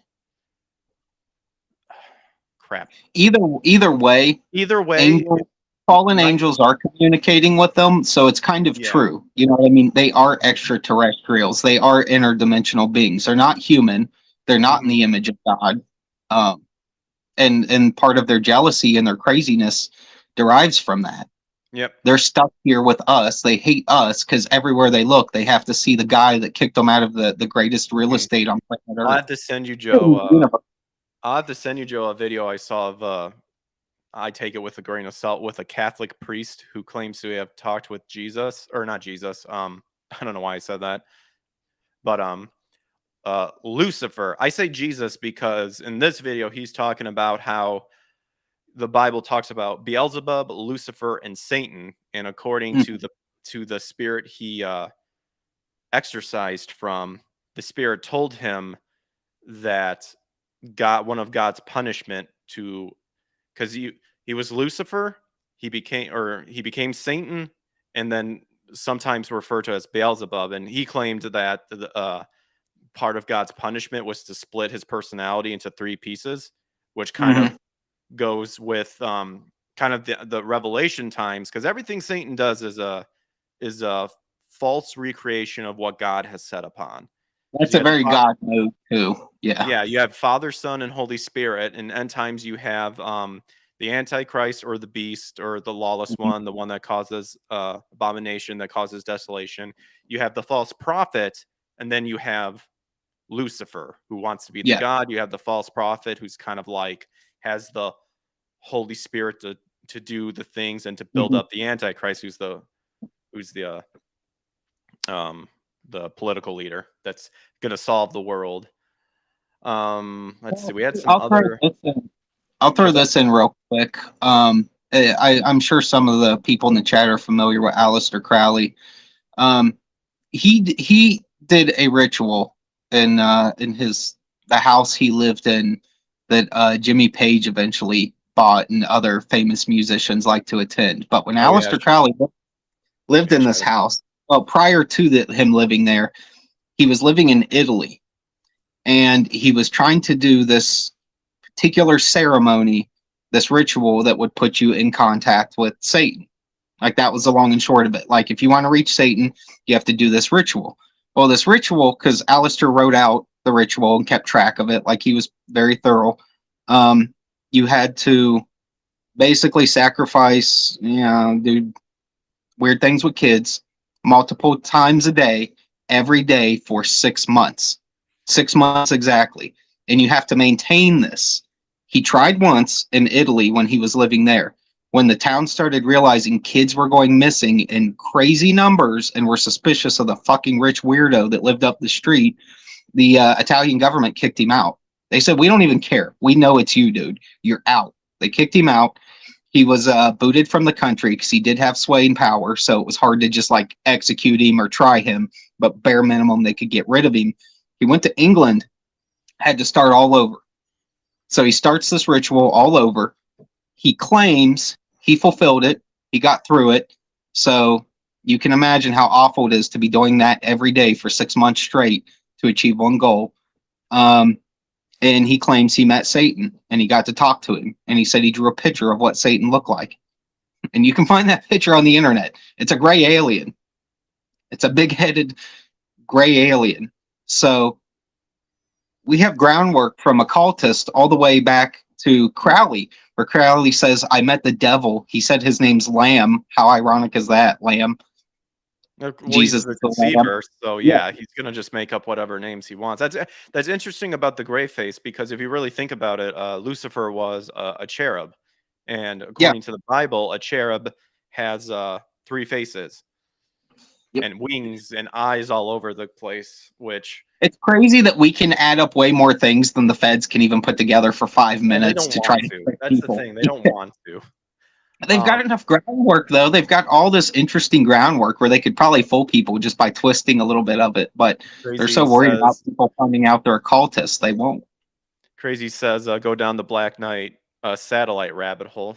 That definitely could be another topic for sure. And then he said, I saw where they think they uncovered Enoch's burial spot a few years ago. Then Alfarius said, commenting on what he was telling about with his fellow companions, shadow people too that would be in the corner of your peripheral vision always. Oh yeah, shades, man, shades. If you want to find a good shade apparition, look up the ghost of Carmel, Maine.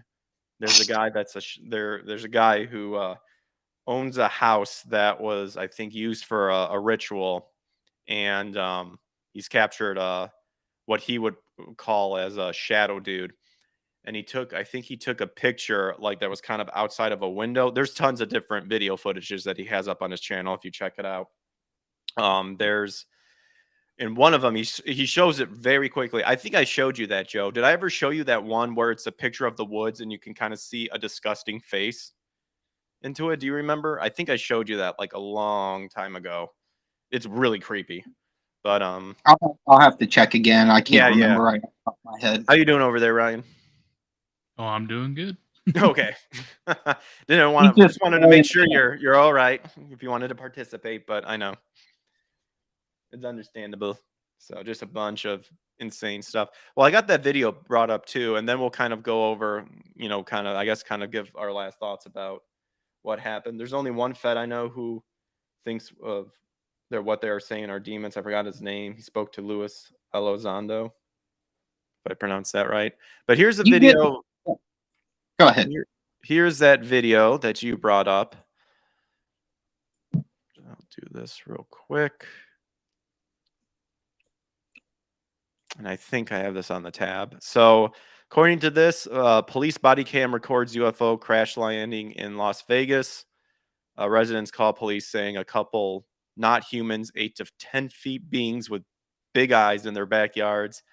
And then they tried looking for it, and only 3 minutes, but we'll check it out. It's almost midnight on May 1st when a Las Vegas Metro police officer's body cam catches this, something flashing low in the sky. 911 emergency. Minutes later, there's like an 8-foot person beside it, and another one's inside, and it has big eyes and looking at us, and it's still there.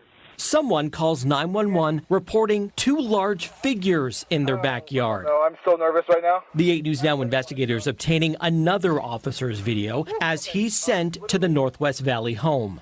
I have butterflies, bro. I've only saw a shooting star, then these people say there's aliens in their backyard. By now, it's more than an hour after that bright light. Officers meeting up with the caller and his family. What'd you see? It was like a big creature.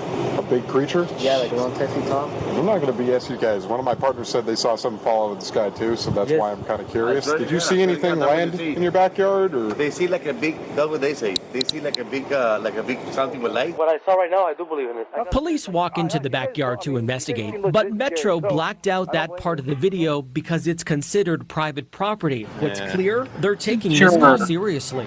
Hey, this might sound like a really dumb question, but did you guys see anything fall out of the sky? Asking others what they saw.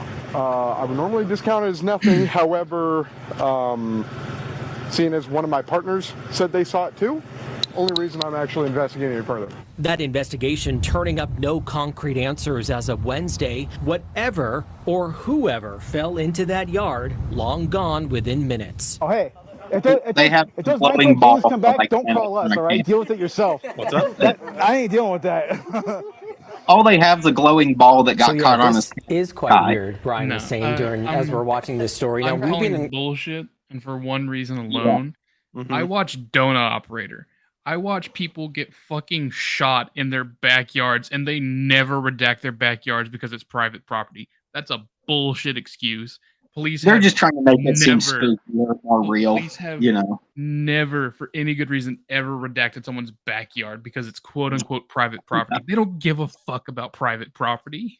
If they cared about private property, freaking body cameras would not exist. Exactly. It's such a silly. It's one of these things where it's like you're not allowed to drop a reason on us for why you can't show something if that reason's never been applied to these situations ever before. It's like I get that people have short-term memories for because they're barraged with such a daily news cycle of nonsense in 2023, but we're not that stupid that we don't realize this never happens any other time. This is never an issue any other time.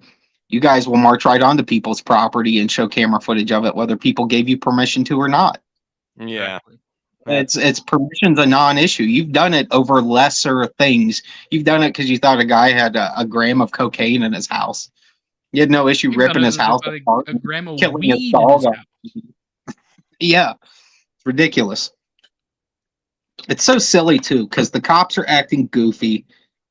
You can tell they don't even take it seriously, even though they're trying to pretend they do. Anyone can say they saw, giant beings, and don't get me wrong. I think there probably is some level of we made these bunk bodies and we can get them to function a certain way, or something can possess them even, and they can function. There's enough of proof of that stuff being optional or being feasible. I mean, we were told about sheep they were cloning when I was like 12. That was back in like 1995. That was a while ago now. It's to think that, and if they told us about it in 95, that means they figured it out in the late 60s. So it's one of those things where for fact there's no way, there's definitely a way they can at least make some bodies that look real even if they're not, or make things that can do things even if they're not technically real. I remember when back in like middle school there was kind of a big, I don't know why all of a sudden I thought it up, but there was like this news article of they were successful in putting how spiders make their threads and stuff, and they were able to insert that into goat's milk, and through goat's milk they can make lighter body armor.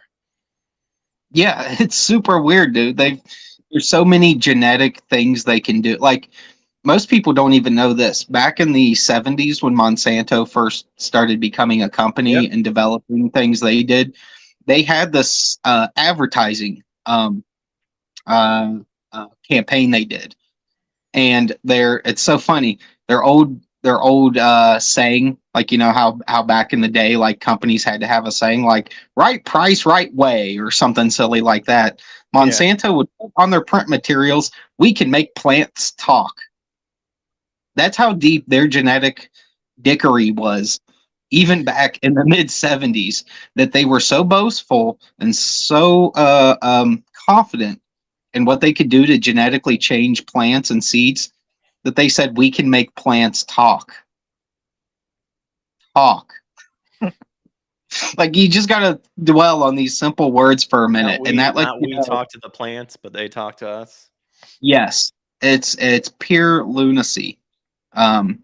What some of these people can and have been doing for quite a while now. It's everyone thinks all this stuff's like futuristic, or we should have flying cars. It's like, dude, these people are crossbreeding things that don't mix. These people are finding ways to take critters that cannot breed together, and they can mix them together.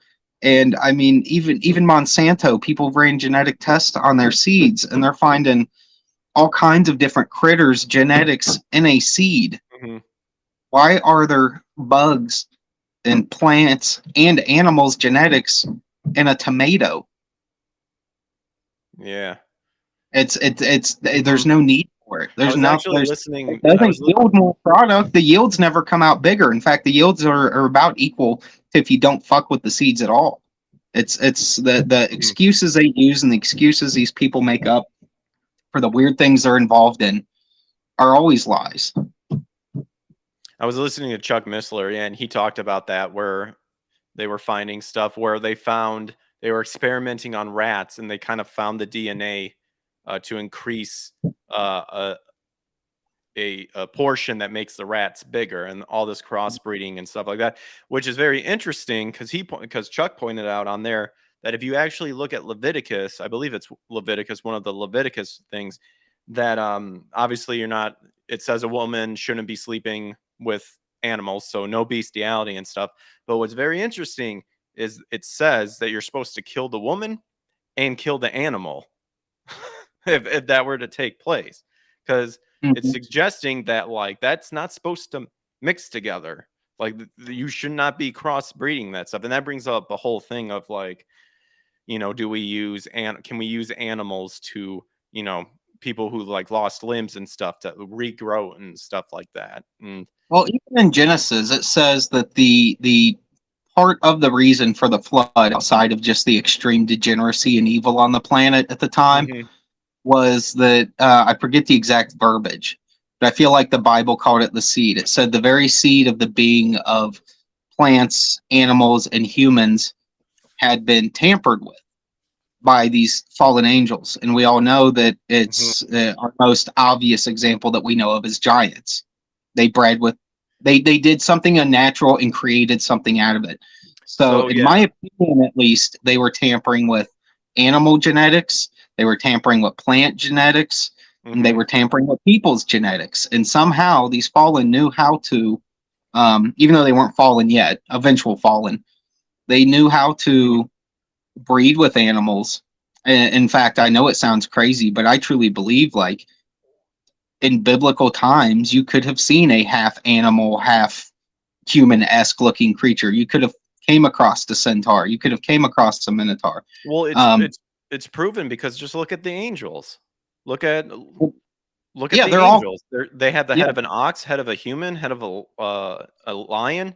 Like it's exactly God. I don't think it's all myth. I think there's a very good. It's kind of like when people bring up like Roman and Greek mythology, and they say, "Well, that was all just crazy religion of the time." It's like no, most of those gods you can find their identical twin is a biblical fallen. That's as a biblical fallen angel. That is why I told you before that you should check out Gary Wayne's The Genesis 6 Conspiracy, because it talks about that stuff. Yeah, well, and it's interesting too. Like people will be shocked at how interesting it is, and not only that, how much more sense it makes, even though it sounds wild, than critters from other planets. Because, like I said, it's tough with this topic. Some degree, the verbiage isn't wrong. That we know that angels represent different constellations. In fact, when King Solomon was wrangling demons, the first thing he asked them was, "What's your star? What's your constellation?"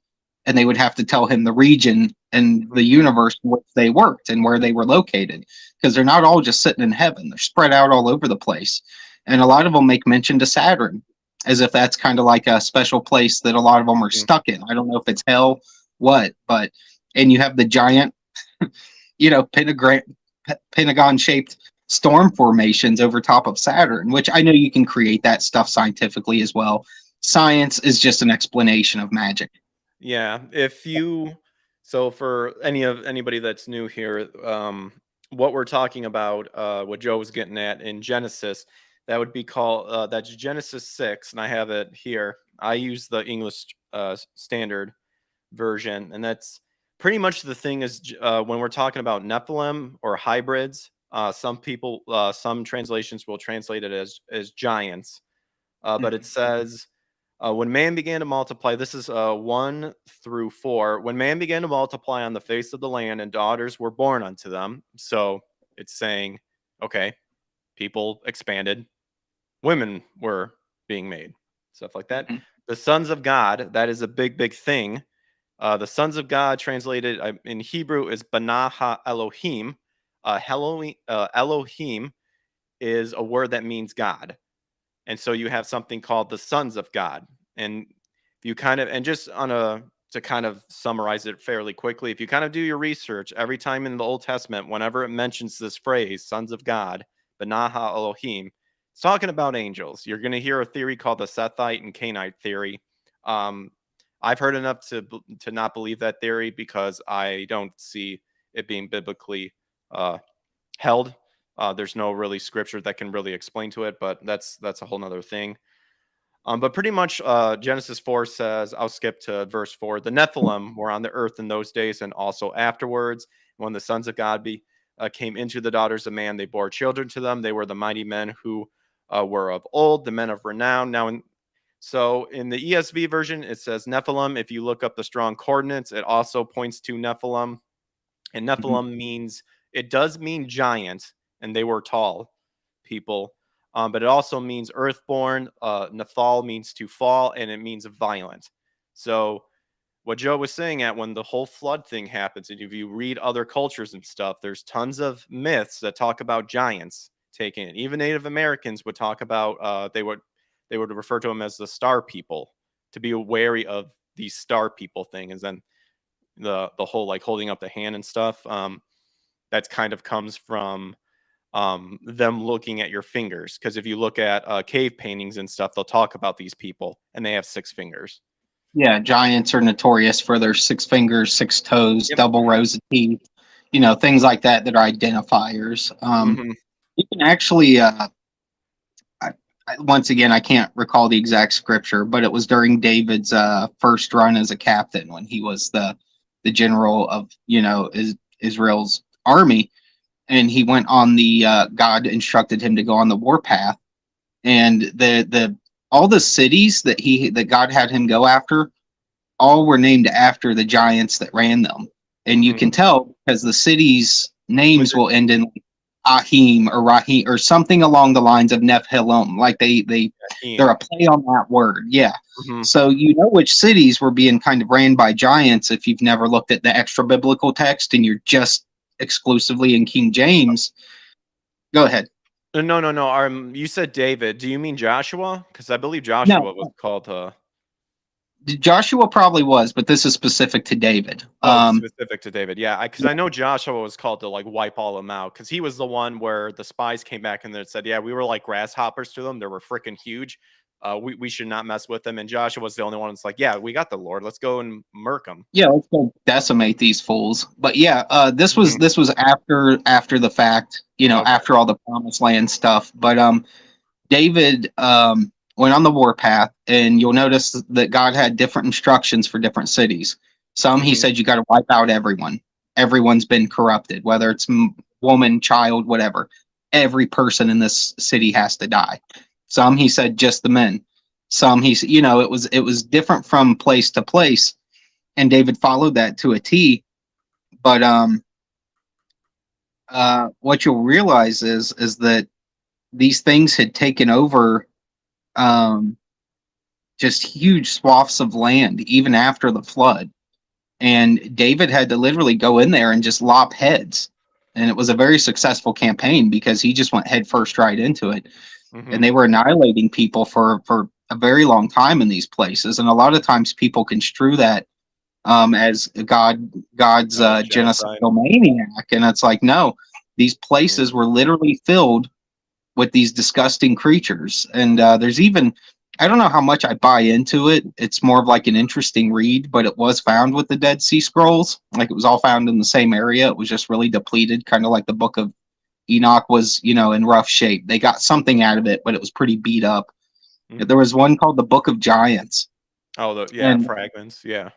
Yeah, it has some very weird tales of what was going on with the giant tribes specifically, because they didn't even always get along, at least in the text. And that has some weird insight in it, just into that topic, I guess you could say, if anyone wants to check it out.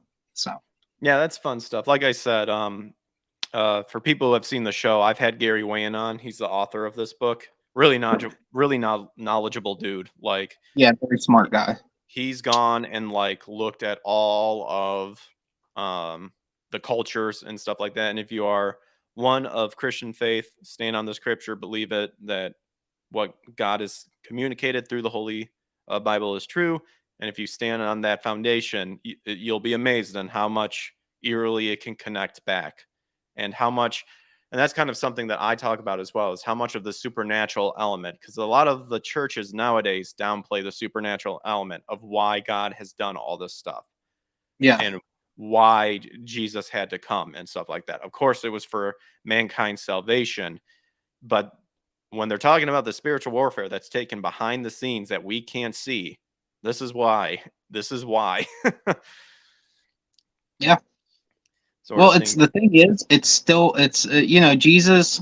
What was his quote to his disciples when they asked when they know the end times are here? He said it was you'll know it when things are like the days of Noah. Yeah. Like it was something to that Yeah, lots of signs. So as were the days of Noah, so shall it be for, I think, the next generation. Yeah, and what were they doing in the days of Noah? Corrupting the genetics of plants, animals, people, degenerate, gross, violent. See, yeah, We've been that's the there for thing a that people while. don't. That's the thing that people don't really understand too. That if you look at the other cultures around the world that believe in this stuff, and look at like they were performing rituals. You hear people drop the worshiping a Baal or Baal, and well, I don't want to get the video flagged, but the ISIS, that Estar or Ishtar and whatnot. They were fulfilling sacrifices of like cutting themselves, heating up hands of idols to boiling hot and putting newborn babies on it to sacrifice, blood consumption, all this stuff. So, when God's flooding the world, like it's not just they were sinful people. Like these, and like I said, like because I looked up Nafal, and part of the definition is violence. These things were literally human manifestations of disgusting violence and was corrupting everything. So that's a fun rabbit hole to go down as well. But Well, pretty. But that, like I was saying initially, because I totally got off derailed as I do. They are extraterrestrials in a way. They are little guys from outer space in a way. If you take into consideration that the firmament and the layers of heaven are outside of this earth, so for all intents and purposes, you could say outer space. We do know that they reside in the constellations and the stars, so they are space creatures in a weird way. Like that's the thing. It's the evil people, like they always say, they have to give you some level of what they're doing so that you can't say you never told me. They can say, well, I've been telling you UFOs and space people were real for years. I just didn't tell you that they were demons from a star, or not demons, but heavenly creatures that came from a star. Because I do define a demon and a heavenly creature as two different things. Yeah. It's like it's weird because it's not completely inaccurate. It's just the final thing they're giving you is inaccurate. It's like I'm telling you about a picture I'm painting, but when I turn it around, all the descriptors are real, but the actual picture is not the thing I was telling you about from your mental perception of the information you had until that point. Mm-hmm. Speaking of drawing paintings and whatnot, as we're coming to the new hour mark, we have Joe's Indiegogo that is called Death, Death, Death. So anybody new who wants a good story read, kind of like your Berserker manga or Berserk manga, because Berserker's an actual different thing. That's the Keanu Reeves thing. But Berserk, if you like nice detailed drawings and stuff like that, Joe is working on a graphic novel called Death, Death, Death, a sci-fi fantasy graphic novel about family, unity, survival, and war. So, kind of stuff of what we're talking about, Joe is writing a story about, and we are at 85K. So if that's something you guys are interested in, should be in the description. Check it out. See if it suits your fancy and check it out. Because you will be, I think you said late July is when you'll be shutting it down. Yeah. Yep. Late July, I'll be shutting it down. It's a sci-fi fantasy that I would say it's comparable to like, it's like a mix of Bible lore, Transformers, and Berserk. It's got a little flavor from each of those things. It's mech, it's wild savagery, it's got heavenly creatures, good and bad. Fallen angels play into it a little bit. Actually, the book kicks off with Noah's flood. Now, that's not, the overarch of the whole story. That's just kind of like the kickoff point, because it's a good kickoff point for the framework for the story. Because it is a story where heaven's real, God's real, all that kind of stuff. It's gonna sort of almost follow a Bible timeline, even though it doesn't take place on Earth. So it's one of those things where if you like those kind of themes and you like those ideas, you'll get to see it play out in this weird, wild comic book I'm working on. That's it's one of those things where, like, if you know, you'll catch on to things. You'll catch on to the fact that giant angel's face in the background of that image has one normal eye and then has one weird mechanical eye. You'll catch on to the symbolism of the eyeball and the way that it's been appropriated by a cultist, and I'm taking it back and using it in a proper context. You'll see a lot of that kind of stuff in it. Yeah, I mean, even the characters you see that are upside down floating, that seem to be crucified without an actual cross, and they've got halos over their heads. Peter was, strung up upside down because he said he didn't want to be compared to Jesus in the sense of being crucified right side up. Like, that was heresy within itself. So he was crucified upside down. It's not a satanic symbol. It actually came from a good place. It came from a guy that didn't want someone trying to say, we're going to do to you what you did to Jesus. He says, I'm not even good enough for that. You string me up upside down on that cross. Don't you dare put me upright. I'm not going to try to be to have you appropriate this special thing and apply it to me in this evil manner. So you'll see those things worked into the book. It's and I'm really proud of this thing. I'm still working on it. It's been an incredible amount of work. You can see the updates and stuff to kind of see where the book is at. But yeah, it's a 300 plus page graphic novel. It's a massive book. The prices are all reasonable. You can get the manga for as cheap as $18 plus shipping. And your shipping will be determined by if you live in the States or overseas. I just did solid rates for each.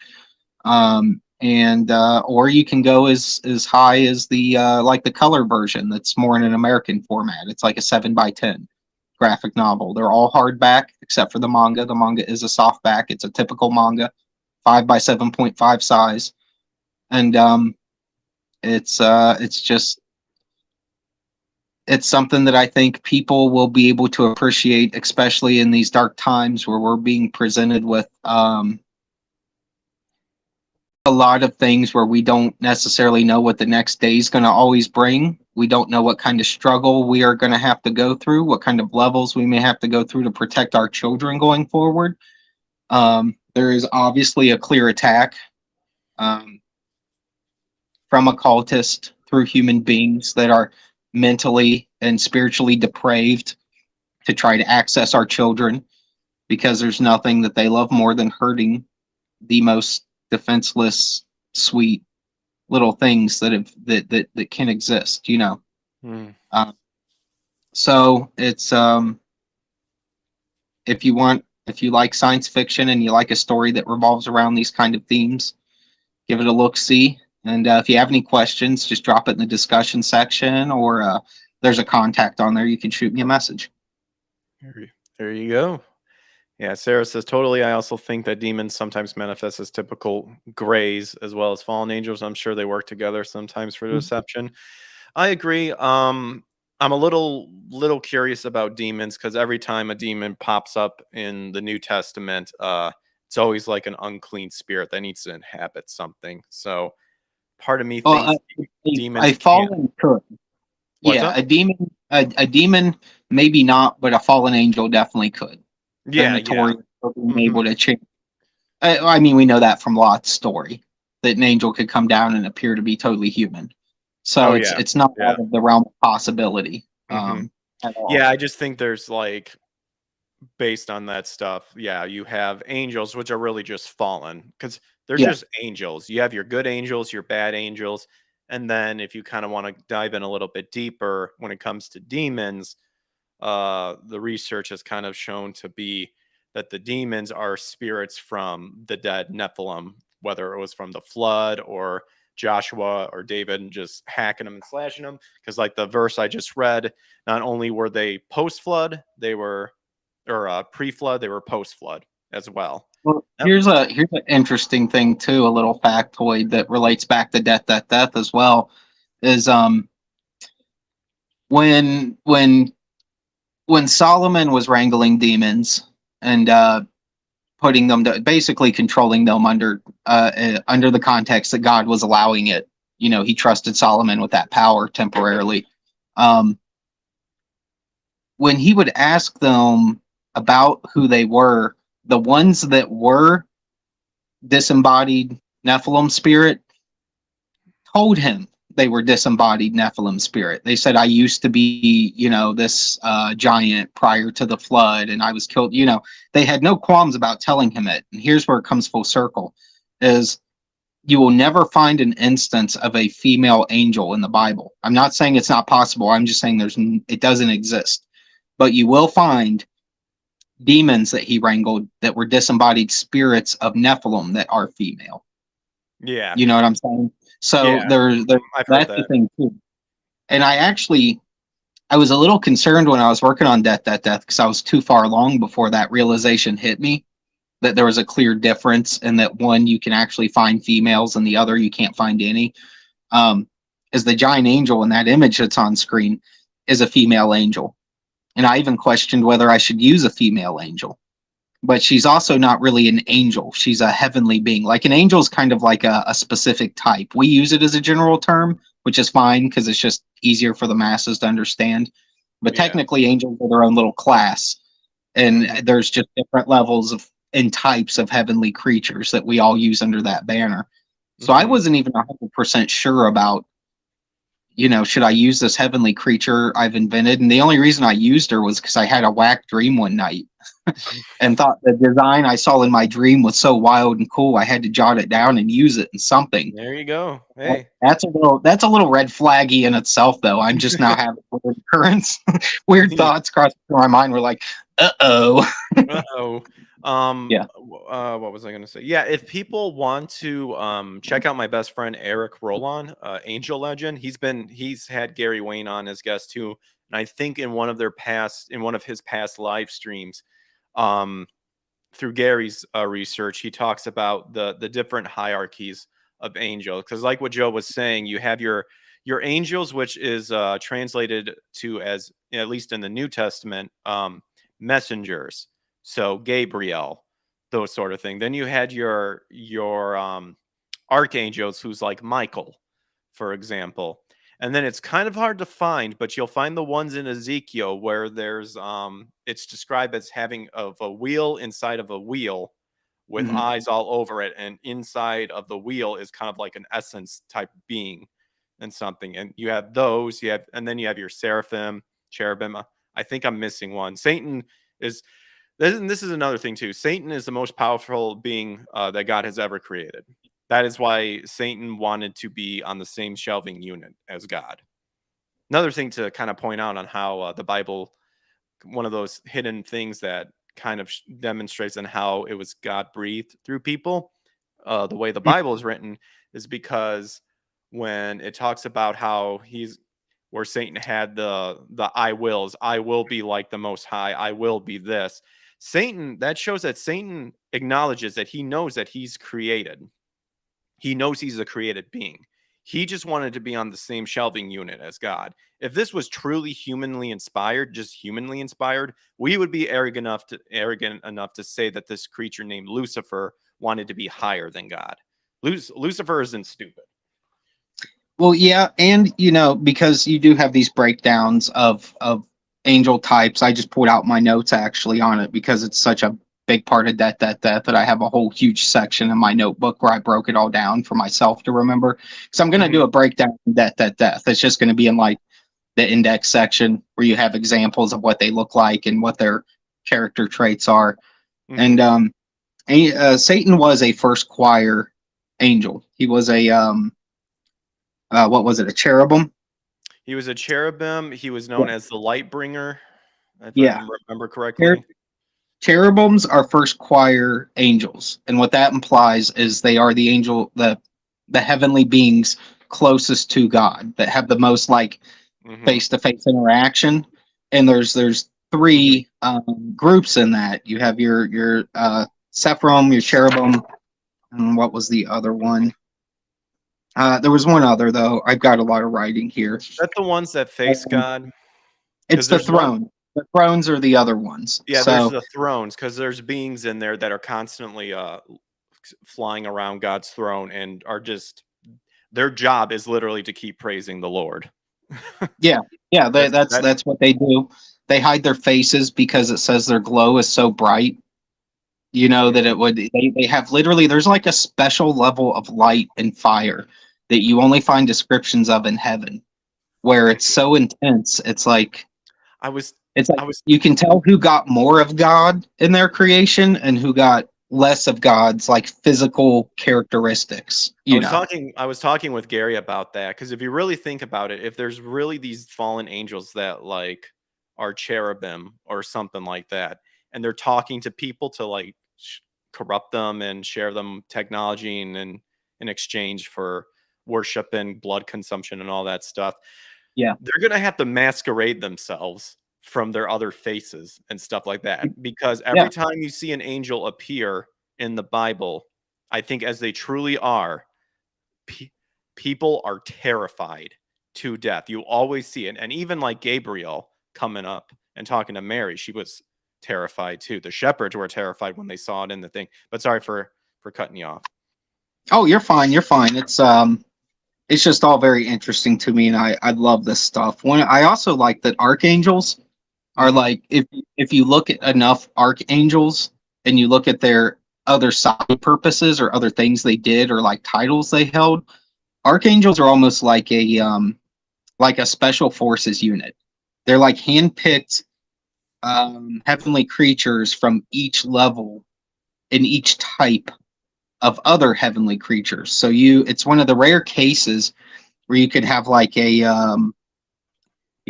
Michael right next to one of the principalities or right next to one of the one of the other the virtues, one of the other ranked types that just have different jobs. Like I said, it doesn't signify power levels.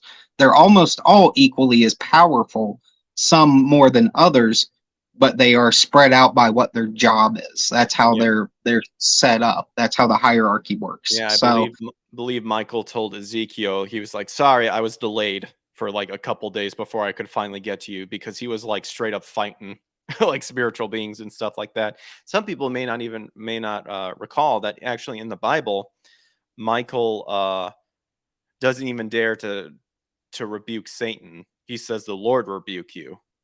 So that showed when they were fighting over Moses's body.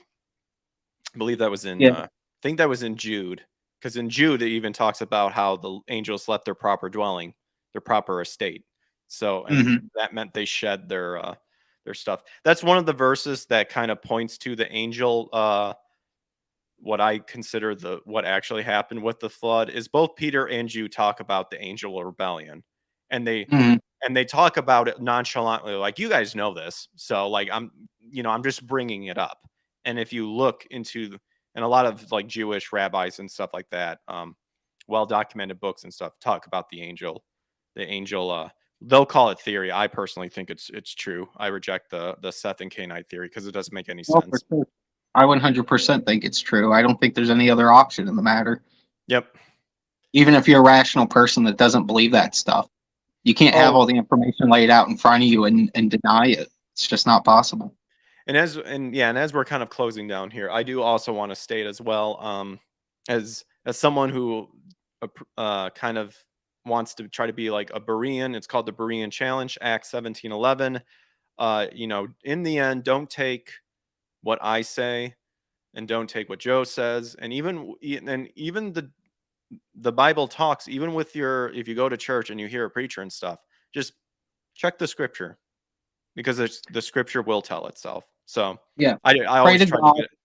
I always try to get that in there and let him guide you there, because we all know this, that people treat everything in life differently once it's a personal experience. Once they have to deal with a problem, now that problem really matters to them because now it's their problem. It's the same way with everything else. This stuff can all sound whack from the outside looking in, But once you sit down and really take it all in on your own, and you're learning as you go, it's a whole different. It sits on your brain differently. You know what I mean? Than just hearing some guys on YouTube talk about it. So it's yeah, I encourage everyone, like, please don't believe me and go super research it out, because that means you're getting in touch with the Lord. That means you're reading the Bible. That means you're getting to where you're supposed to get on your own without people having to coax and poke and prod you into it. And I'm absolutely fine with that. You know, there's a reason the occultists know the Bible almost better than most Christians. Yeah, because it's real to them.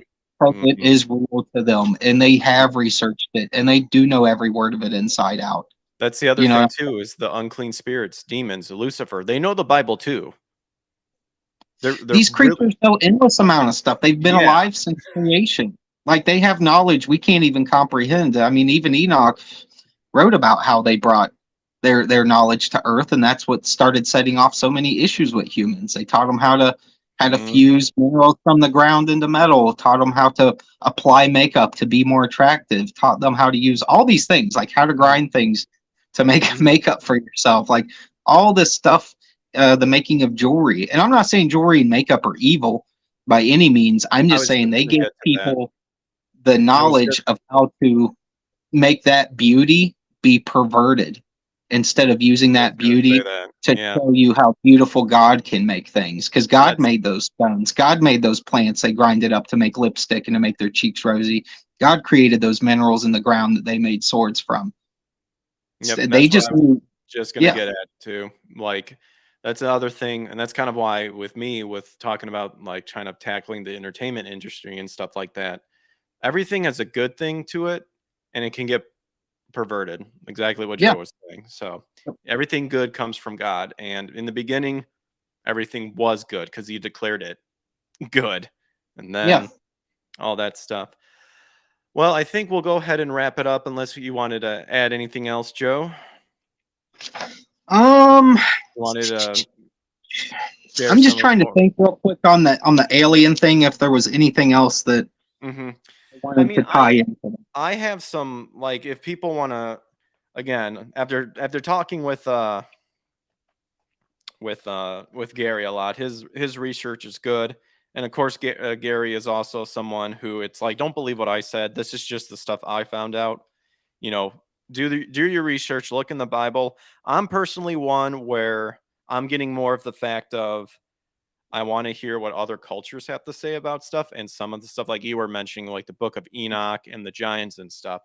The Bible became what it is through God's will. So I don't want to add anything into it, but I also want to know what other cultures say. And if you're at a Christian Foundation standing point, I don't think learning about that stuff to help tie everything together too. Because I'm also one to where you got to know what the culture was back then too. Like, a lot of people don't. I saw someone talking about trying to come up with zingers about the Bible, like the whole Melanie Mack thing happening, and people getting on her, and like, it's like, oh, you know, the Bible is pro-slavery and stuff like that. It's like, do you realize that the majority of the people in the Bible were slaves? So why would they not use that analogy to talk about? And it's not pro-slavery, saying slavery happened. Yeah, like, it's a history book. It's like saying a book about Abe Lincoln's pro-slavery just because the topic came up. And slaves have been notoriously the part of the spoils of war.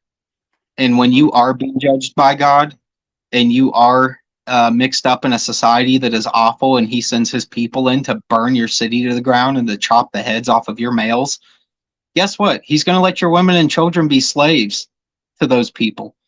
It doesn't have to be pretty or nice. God is not chronically nice to every person, because he knows everything. He created all of us. He's read our hearts, and he knows who we are. And there are people on this planet that deserve to be treated terribly, because they are terrible fucking people. There are people on this planet that are so disgusting, they should be enslaved, and they should be on a live cam so the whole world can see the consequence of you being a disgusting degenerate taking advantage of the rest of the human race. Yes. We're all guilty, by the way. That's the thing. That's the thing Oh, these we're people all don't want to admit. we're all Everybody is guilty for sure, guilty. but And there's levels. You know what I mean? what's up? I said we're all guilty, sure, but there's levels.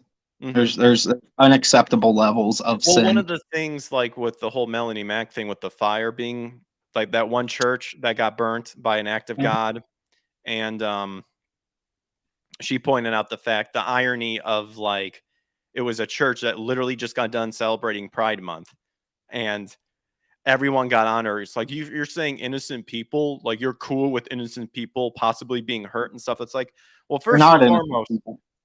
there is no innocent people unless you get, Yeah. unless you want to commit yourself Children. to I'll Christ. give children a pass. Yeah. Yeah, that's what I'm saying. But like, if we're talking about inherently like sinful, we're all guilty in the sense of we are sinful people, and we actually deserve God's wrath and judgment and stuff like that. But He's provided a way to get out of it and stuff like that. But these people don't want to admit that too. Well, and here's also, the by thing. the way, a church that literally went out of its way to celebrate Pride Month isn't a real church. I'm just going to say that It's right not. now. It's not. That's not. So, That's a house of Satan, is what that is. Here's the thing: you can look back on every Pride Month since this thing kind of started to kick up in the mid '90s, before it became like commonplace everywhere. Every Pride Month for like the last 10, 12 years, these kind of things have happened, and they don't report on it on the news generally, so it goes right by people. One of the first Pride parades was in Oklahoma. They always go after these Midwest and these small places to try to inject their disgusting habits into it. And that's what I don't get. right in the middle of the parade, a tornado came down and killed nearly everyone that was in the parade. It ripped it apart. You can go backwards and find the old accounts of this. It's not uncommon. God notoriously burns cities to the fucking ground over this stuff. And that's because the thing it's disgusting. That's the other thing with like Sodom and Gomorrah, because I had some people that were more on the left side that unfollowed me from Twitter because I made a tweet saying Happy Sodom and Gomorrah month. Ezekiel talks about that Sodom and Gomorrah were like the main prominent sin was the homosexuality, but there was other stuff applied to it too. And the reason why God destroyed it, it was literally becoming another Babylon. He said they were doing detestable things that he did not like. They didn't help the poor. And they did all this other stuff. And if you learn about past history, like with like the Canaanites and stuff like that, they were again doing the blood cutting, blood consumption, all that stuff. So like it was a city filled with male gang rapists. You guys understand? It was a city filled with male gang rapists. They saw little boys, they raped them. They saw men that they thought were angels. They started devising a plan to rape them. What is happening in the LGBTQ right now?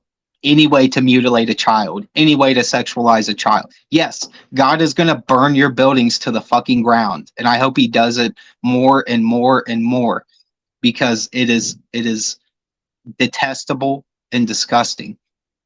I have little girls. I have children. I take this shit seriously. These weirdos have no business doing what they're doing, and it's that's tough what I because don't. That's legitimately what I don't get. Why in front of? Well, I know why, but still, why in front of children, and why out in public? No one gives a shit what you do in your bedroom and stuff like that. But these people use it as an excuse, and have broadened it to the extreme of like Pride Month means that I can hide behind a shield of a protected class, so I can go out and like peg my BDSM furry pony boy in a parade and stuff like that. It's disgusting. That's the thing. That's the thing. Churches that welcome homosexuals into the church, that's one thing. If you're straight up going against the scripture and saying, yes, like we will celebrate this, that's not a church. That's not what the Bible says. I'm sorry, you're wrong. I'll be right back. Okay. But yeah, it's Hi Ryan, how you doing, brother? How you doing there, buddy? I'm still here. No, that's all right. But yeah, just absorbing everything. Oh yeah, but it comes down to people are quick to quote the Bible, but then they always forget that we're also told to beware the false prophets. Mm-hmm. The wolves in sheep's clothing, the people who will infiltrate the church to try and lead us astray. We're told that will happen. And then when it's happening in our faces and we point it out, they're like, no, you're just being paranoid. It's like, no. There's literally pictures out there. Explain that to me. We're told that the devil will use the church as a tool to try and sway newfound Christians back to his side. We're told that will happen.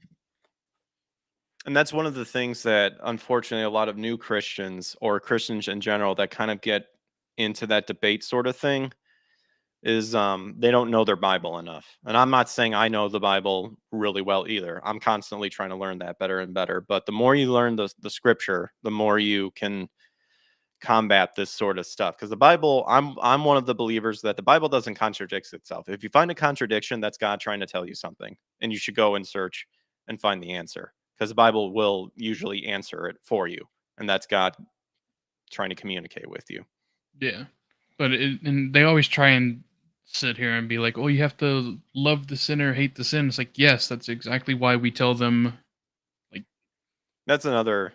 We tell like when gay people go to the church, it's like, yes, you're supposed to accept them trying to come into the church, but you do have to try and dissuade them to stop being gay. People are like, oh, I can't stop being gay. Yes, you can.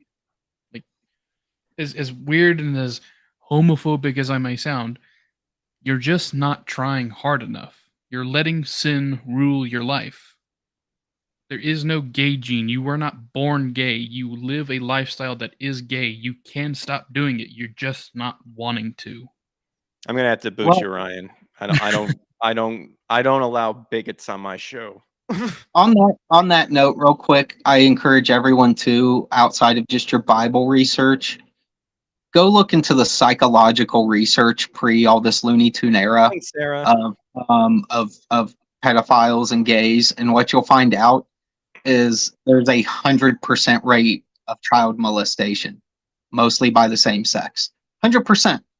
And when we all know that there are things that happen when we're kids, whether it's good or bad, that will influence us for the rest of our life, that will stick in our brains for the rest of our life.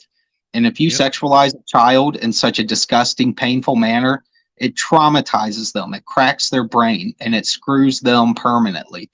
I've talked to multiple family members that have been through this kind of nasty shit, and they will all tell me the same thing. I have personal experience with friends of mine that have had bad experiences as kids, and they will tell you the same thing. You're questioning if you're gay or straight your whole life. You're questioning that first experience because it was an adult male doing something terrible to you. The only sympathy I kind of get, I know how this sounds on paper, the only sympathy I kind of understand is that even though these people let this experience in some cases turn them into bad people or just turn them into harmless gays, because it can go either way. You know, my brother's gay, he's harmless, but I know why he's gay. That's where my sympathies come in, because I see this poor little child. There's some perverts passing this chain issue onto because they cannot control themselves. And because there's a zero rehabilitation rate for pedophiles. There's no statistic to show that they can be rehabilitated. They always reoffend every fucking time. Oh yeah, it's like. But that's my problem, man. Is like I start thinking about the fact that these were just poor little kids. They were just kids, and some person screwed them for the rest of their life. They are messed up. Yeah. And that truly bothers me. That bothers me so bad I can barely talk about it on shows. Yeah, it makes me crazy. Well, I hate it. That's where what the Bible calls the agape love comes into play. That is that God's unconditional love that he does say, love your neighbor, love the Lord your God with all your heart and soul and mind and strength. Love your neighbor as you would love yourself. And when he says that, he's talking about that agape love, that unconditional love of, I hope that God finds his way into your life and to change you, and then to hopefully. Well, that's why it's not hate. It's not that we hate anybody. It's that when we see people doing disgusting stuff in public into kids. Well, that's what I was getting at. Yeah. That's what I was getting at. It doesn't mean we want every gay person's house to burn down or God to strike them all with lightning. We don't want that. But when we see the kids being drugged into these situations and the stuff happening in churches, very much, yes, burn it to the ground. But that does not mean that people are beyond grace. They still have a shot. They can still remedy the issue. And, you know, I love my little brother with all my heart and soul. But he knows for fact, even though we get along perfectly fine, that I'm not going to make special excuses for parts of his lifestyle. And We're going to discuss it like adults, you know, like we're grown men. We can talk to each other about these things, and it's weird because his you know, he's married to a man. I've known the guy he's married to since they were in high school. Like their relationship's been more solid than most straight people I know. They've never left each other or cheated on each other. Like they're an exception to a pattern. But my point is, that's all we're trying to say is we're not so ignorant that we don't understand there aren't good people out there within the community. It's just their voices are suppressed. They are held down by the degenerate of the community.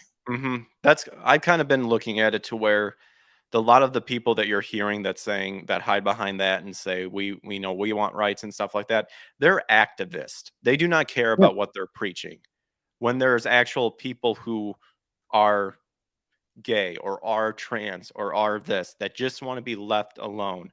Now that in itself can be another whole thing, but you have the deplorables who are using it as a shield to do deplorable things and to prey upon the weak-minded, the confused, and children. And then you have people who are just living a sinful life according to the scripture, and you can share with them the scripture all you want, but I mean the Bible says it, as when Jesus told them to go out and preach the good words and stuff. He says, go into town. If you're received, may your spirit and the spirit flow out from the town, and hopefully it converts people. If they don't accept you, dust the feet off and leave, because the spirit will leave. Yeah. If they don't want to hear the scripture, the Bible straight up says you do not waste your time with them. Research why occultists do the things they do, why they perform certain rituals. You don't have to learn every inch of how the ritual works. That's not necessary. What you need to know is the why. I would straight up tell you don't learn the rituals, because you don't need the actual details of here's step A, B, and C. What you need to know is why they are performing it. And one thing that you will find is the use of children in these things, no matter how far back you go, no matter what country or what time period you place it in, it's the entire planet. These kind of rituals were used to pass like a generational curse, like attach a demon to this person. So imagine if something bad happened to you as a kid. To you, it was just a traumatic adult experience that they had no control over and were essentially raped.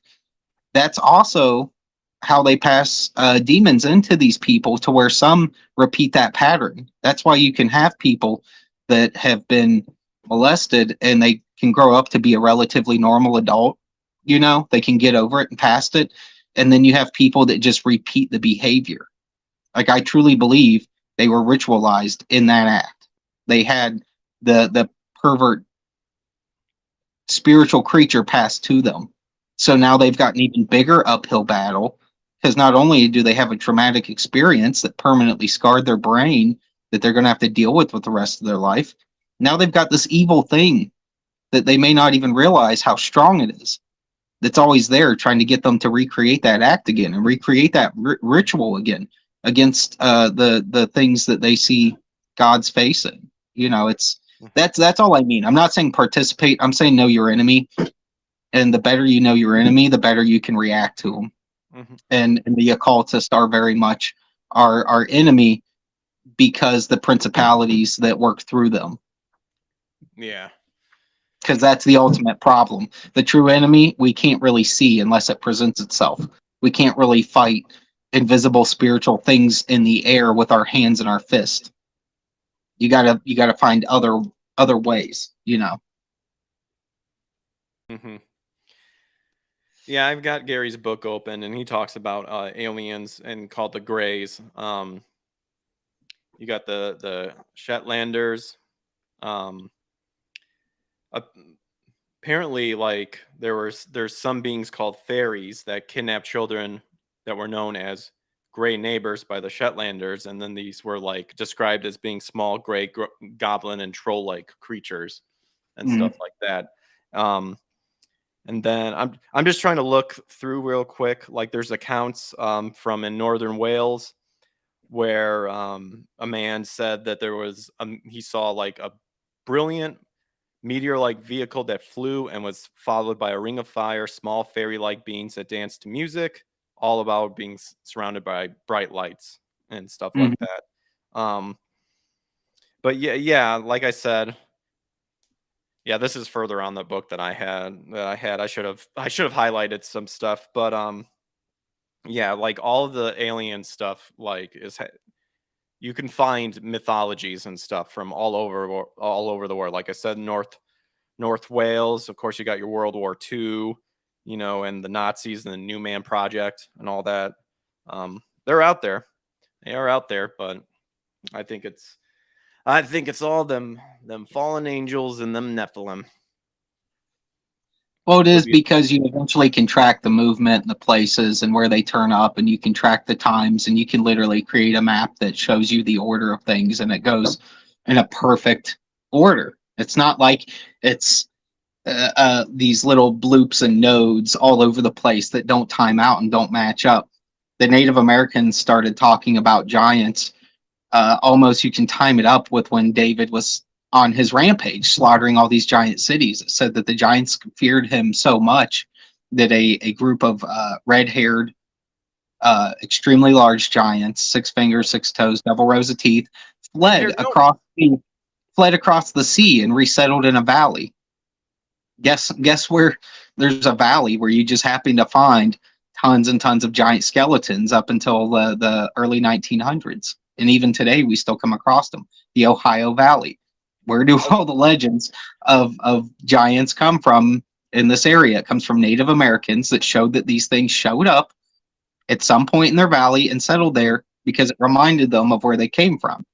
So you can find all the real world tracking of this and the timing of it, and all the way down to bones in the ground. Oh, what was his name? Not Wild Bill. Cody will. Shoot, I have to look this up. There's actually, I'll have to relook it up. There's a book from a fella that researched all the. It's not L.A. Marzulli like most people would think. It's an older book from I think the 80s. But this historian was Buffalo Bill. In Buffalo Bill's own personal autobiography, he spoke with Native Americans who said there were beings that were tall enough that they could run along the side of a bison, pick it up in one hand, and rip the leg off and eat it. Yeah, which it was sort of commonplace in some of these things. It wasn't like it was a tale that just one group had. It was a tale that a lot of them knew and a lot of them were familiar with. And you can even, you can find the old newspaper articles from every time giant skeletons were found, from back in the day. Female and male, double rows of teeth, extra finger, extra toes, right there on the skeletons. They've even found some that are completely. You can tell they were flood relics because they're literally like huddled up in a ball, hugging each other, and their bones are compressed so deep into the soil that it's things that it's conditions you only find under extreme water pressure. There's a lot of things that you only find under extreme water pressure that we still have a hard time recreating in a lab. Synthetic oil was so hard to create because you have to put organic matter under extreme water pressure for a long period of time to get it to break down enough to turn to what's oil. So, if you have a whole planet covered in corrupted plants, corrupted people, giants, animals that were corrupted, they were under extreme water pressure for a few months. I mean, we're burning the sinners in our gas tank, people. That's my point. That's God's full circle punishment. Is not only am I going to destroy you, not only am I going to flood you degenerates out and you disgusting people, someday in the future, people are going to invent a combustible, engine.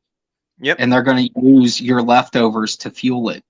And then the plants are going to breathe your leftover and flourish. It's all very God karma. It's crazy. He already promised not to flood the world again with water. It doesn't. Next time he's going to use fire. But I think he didn't promise not to burn it up. That's for sure. I think we'll go ahead and wrap it up here. Ryan, is there anything you want to plug or say before we wrap up? Anything to promote? No, I'm good. Okay. Well, thank you for joining in on the conversation, Ryan. Glad you were able to come back on the show for sure. And then, of course, Joe, anything, I mean, you plug Death. Any other social medias? I know you're on Twitter and stuff like that. Yeah, find me on Twitter is at Comic Art Master 1, or just look up Joe Ball King Toad, and you'll come across me in the search engine. Swarm is coming soon. That's our second book. We're going to launch in July. Well, it's not our second book. It's just our second book of the year. Our next big project that'll be launching in July. You can get on the mailing list on Indiegogo. That book will be completely done. Unlike Death. It's literally already done. We're just waiting on proof copies to show up. So that one we'll probably be able to ship copies out as people are funding it. So that one will be super fast and super efficient. And it's just like your classic kind of like superhero, like happy-go-lucky kind of Spider-Man. A little more all ages. Death. It's not for kids. If you're out there listening to this, I think the title alone would tell you it's not for little ones. It is adult content, and I don't mean that in any kind of like sexual or perverse way. That's not there. It's adult content in the sense that the themes are serious, and the action and the fighting scenes can be very gory at times. Yep. So it's the reality of slashing a guy with a giant sword. He's gonna spray blood all over the place for effect. So there you go. All right. Thanks to everyone who joined the show, and for all the guests, Joe and Ryan. You can find me on YouTube and Rumble. That's what we were streaming on today. If anything, just hit the like and subscribe button. Help bump up that algorithm. Turn on notifications to know when I go live. I do another show called the Power Up Podcast. We'll try to do more of these sort of shows. And I also do gaming as well. So if you want to check me out, just follow me there. And then on other social descriptions, you can find my other social medias in the description below. And of course, if you're over on Rumble, we have a locals page set up. So if you want to support the channel like that, feel free to check that out. Nothing super special, just locals. And thanks to Sarah, I can't even talk anymore. Sarah, for becoming a member on YouTube. But yeah, thanks to you guys for all coming back. You guys have a good rest of your night. Take care. God bless. And like always, don't believe what we're saying. Check out the good book. Use that to determine what you want to believe in. So, adios. Later, gang.